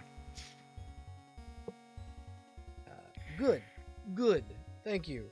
I asked Hero about this, but if I'm not back in time, if you and Hero could collect scales for me, I have white dragon scales get really cold really quickly, and if you make them into marbles, you can put them in someone's bed, and when they roll one way or the other, they can't escape them. Because they'll just roll with the person. You see the vision here? That's horrible. You see the vision here? Yeah, I do. I'm And gonna it's get horrible. Ashton with it. I'm gonna get Ashton with it. Oh my god. I'm gonna pour him in his bed while he's asleep. Oh my god. I will try and get you some scales. Thank you. Prank war time. Me and Hero will also scheme about it, because Hero, I know, can help me create them into like the actual marble shape with the thunder, because heavy pressure from sound can compress metal-like structure into a ball. It'll be great. He like wrings his hands like conspiratorially. She sort of pauses. You know my gauntlets do. What is my gauntlets? I believe my gauntlets do thunder damage. So They do release thunder. So you and me and Hero. Is Hero's force or thunder? I'm sorry. We changed it to thunder, so Yeah. it's a thunder breath. Yeah, and he's like, so me and you and Hero can forge these dragon scales into tiny little really cold marbles, and then just leave them in his bed. and then when he wakes up, he'll be freezing cold. Jesus Christ. And the Thus, prank war And then when we're we'll get- done with them, Okay. shall begin. And then we'll get Quincy in on it too. We having also said, must. when We they're also must done, they're prank. also great for We us. must also prank Charybdis, but I will have to find a different way because shark skin and cold don't exactly mix, and I don't want to get my ass kicked.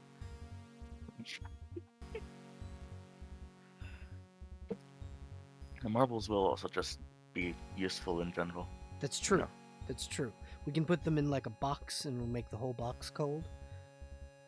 Yeah, I'll call it or a refrigerator. ice cubes. That too. I've got these schematics for this thing I'm calling the refrigerator. Fucking. You don't need to show me those schematics. But yeah, I think that's a good place to leave that scene. Yeah. So does anyone else have anything they would like to do? I came up with something. I was Fantastic. thinking about it really hard. I What came would up with something. what would you like to do? I want to talk to. I want to talk to Zugga and Moy. Talk to my Alright. homie. So at the end of the day, the setting of the sun, you go back into your subterranean room. Oh yeah, I forgot. He has a fucking cave. He has like Yeah. a little fucking He has a literal man-made a cave literal underground. a literal cave. You go to your subterranean room. There's been furnishings brought in. They've put like trusses up and like put it like where it looks like a natural stone cave. Like they've tiled it so it's not just dirt. You can take the drow out of the underground. You can't take the underground out of the drow. Exactly. And so, and there's like bioluminescent crystals and mushrooms and things that light the area. And like you have a little couch and a little altar and a bed and things in your subterranean room.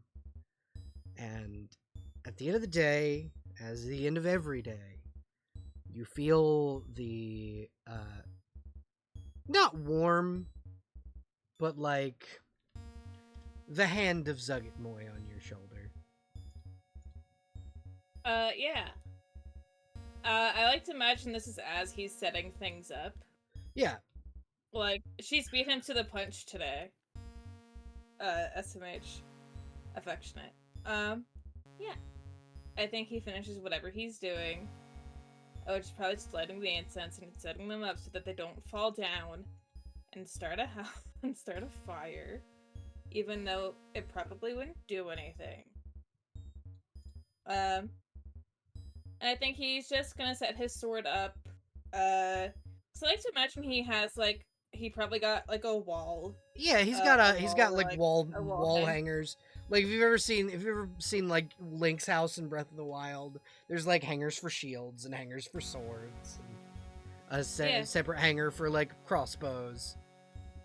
There's I imagine he doesn't have that many weapons, if I remember correctly. I think he has a he long only has a sword. couple. I think he has the long sword, the great sword. Yeah. And A then crossbow, glaive, greatsword, longsword, and the new one. So he has quite a few weapons actually. Yeah. But he puts the family blade above all of them as like a sort of symbolic thing. Yeah. Even though he's like 5 foot, he has to get like a step stool. It's fine. Yeah. I think he just like stares at it for a long time before saying anything. And just sits down. We talk about the Picard facepalm a lot today. Yeah, it's the Picard facepalm. Yeah, I just like to it's that with both hands. This is what I It's that with both imagine. hands, and he's This is what I imagine yeah. Quincy's little room looks like. Yeah, that shit's cute as fuck. That's the Like that interior shit. of Link's house in Breath of the Wild. Yeah. I just think, yeah. And eventually I think he would look up. Rough And day. even if, like, she's not. She's there. For once, yeah. For once, nothing happened, but it's. weird having it back, and the implication that one She of my look up the siblings is sword. alive. Yes, Mhm. I can imagine. Which, it is very hard to not spiral and think, what if the rest of them are? And, like, would secretly fold into thinking my whole family's dead, but they're actually not. I can look into it. Mycelia go everywhere, dear. I know. I mean, if you would, I think that'd be great, but I also am a little scared of, I don't know, didn't feel good. I mean, What are your no, other siblings' names? yeah, hold on, hold on, let me pull up our chat. Where did I put him? I put him in there. No, player discussions. I literally made a list. Okay, I think the sister we changed, but everyone else is the same. There's Skeleton, and I'm gonna like reply to this so that you can see them too. Yep. So you don't have to dig for them. I forgot they had like a meeting attached to them too. Gelden, Olvir, and Malk. No, that's him. That's him. Mhm. That's him. I don't need to. It gives his own name. And she nods, and she, like, see her hands reach into the ground, and after a moment, she goes, no. Unfortunately, no, they are not. They have returned to the rot, as the rot is where we all originate. I think there was a part of him that hoped that was like, it'd be fucked up if they were brought back from death, but they'd still be alive in a weird way. So I think it kind of, in a way, he's already processed this grief like ages ago. Not quite, not like fully processed, but enough for he's like normal about it. I think it breaks his heart just a little bit, but it was at least expected as an answer. He's nods. Well, at least I only have one sibling brought back by a dragon, which is nice, I guess. I'm sorry that I could not give you a better answer. A more satisfying. It's okay. I mean, it's okay. I mean, there's really only two answers that could have happened. So it was... I know. It's still not something you ever want to hear, that your family is gone. I mean, at least this time it's not surrounded by a bunch of well-meaning people who keep walking up to you and giving you I'm sorry's and I'm sorry's and I'm sorry's and I'm sorry's. I am not all day. I understand. I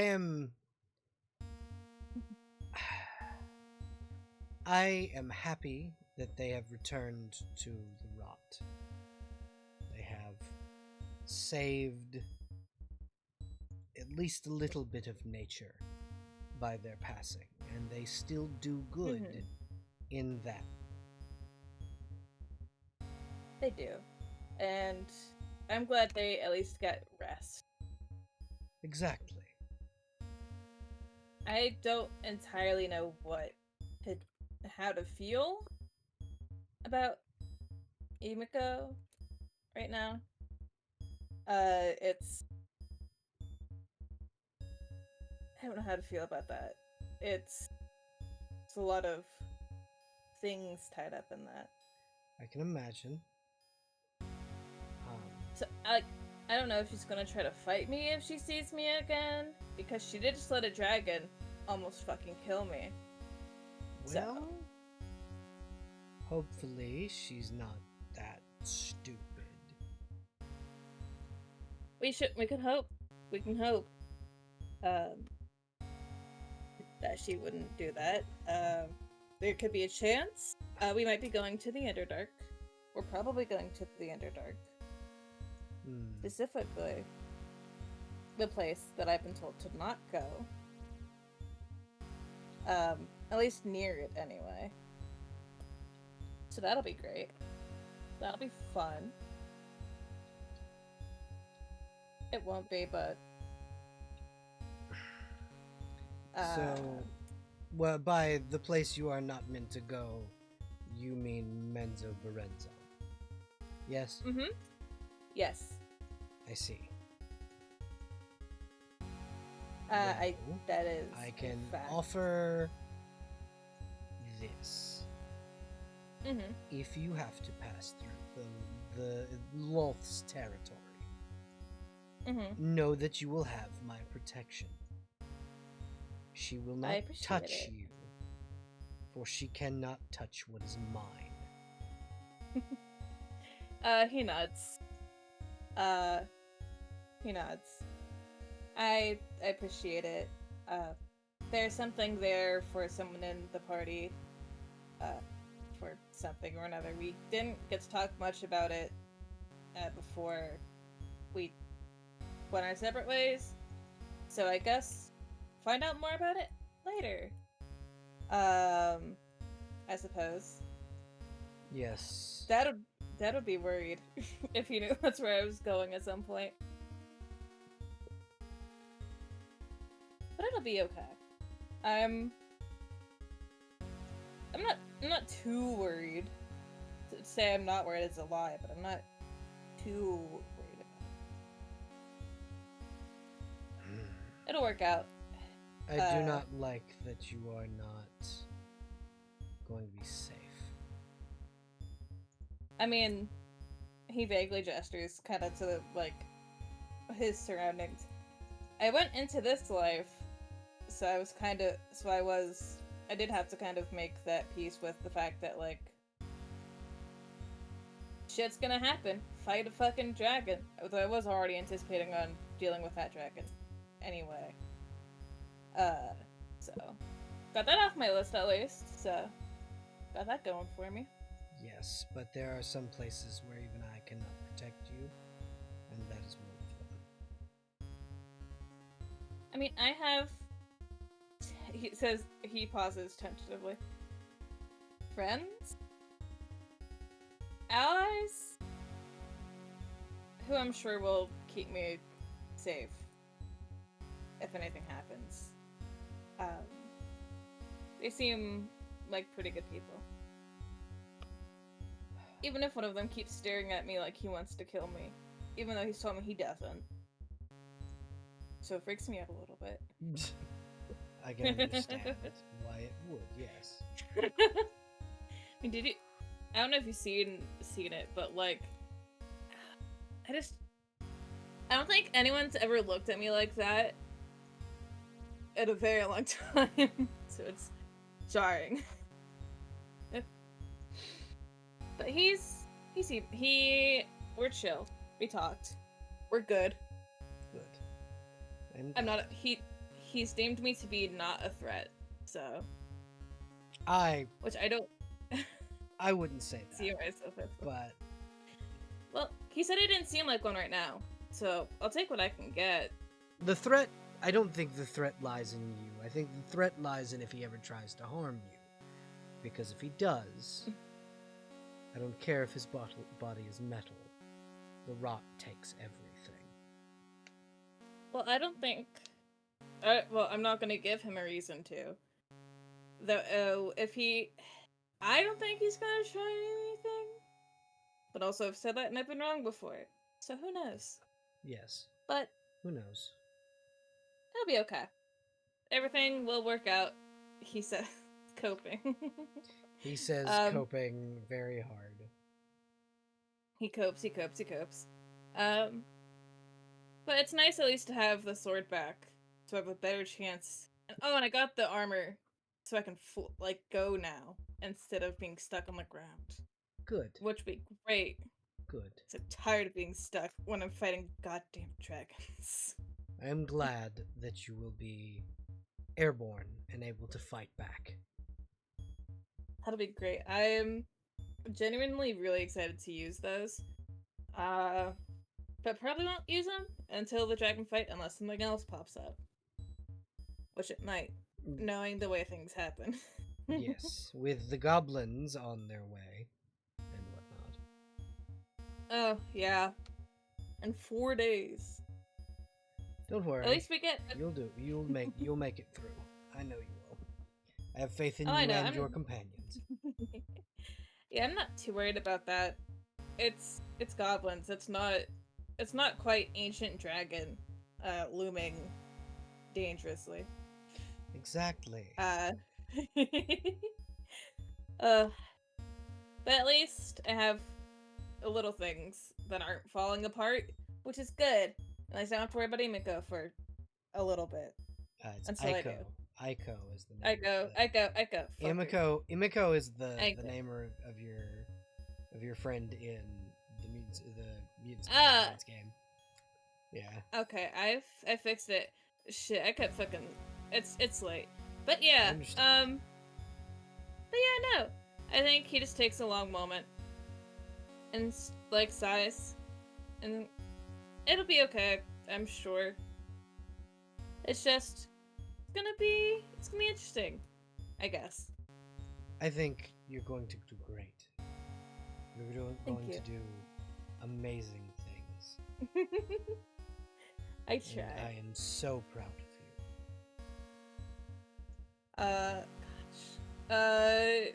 He's just a little man doing his best. A little man whose mom just said she was proud of him. He's kicking his. I like to imagine he's kicking his feet about that shit. God. Yeah, I think that's unless there's anything else, I feel like that's a good place just to like. Yeah, no, I think that's where we can pan out of that scene. Does anybody else have anything they'd like to do? No, I'm good. Okay. Thank you all for being here. That is where we will end session. Thank you all for watching. It has been a fantastic 4 hours. I really enjoyed tonight's session. I hope everybody else had a good time. I had a blast. Oh yeah. We're going to end the session tonight with a goodbye, but not a goodbye forever. Thank you everybody for watching. Remember to like, subscribe, and hit the notification bell if you're watching at home. And fuck you, Dave. Fuck you, Dave.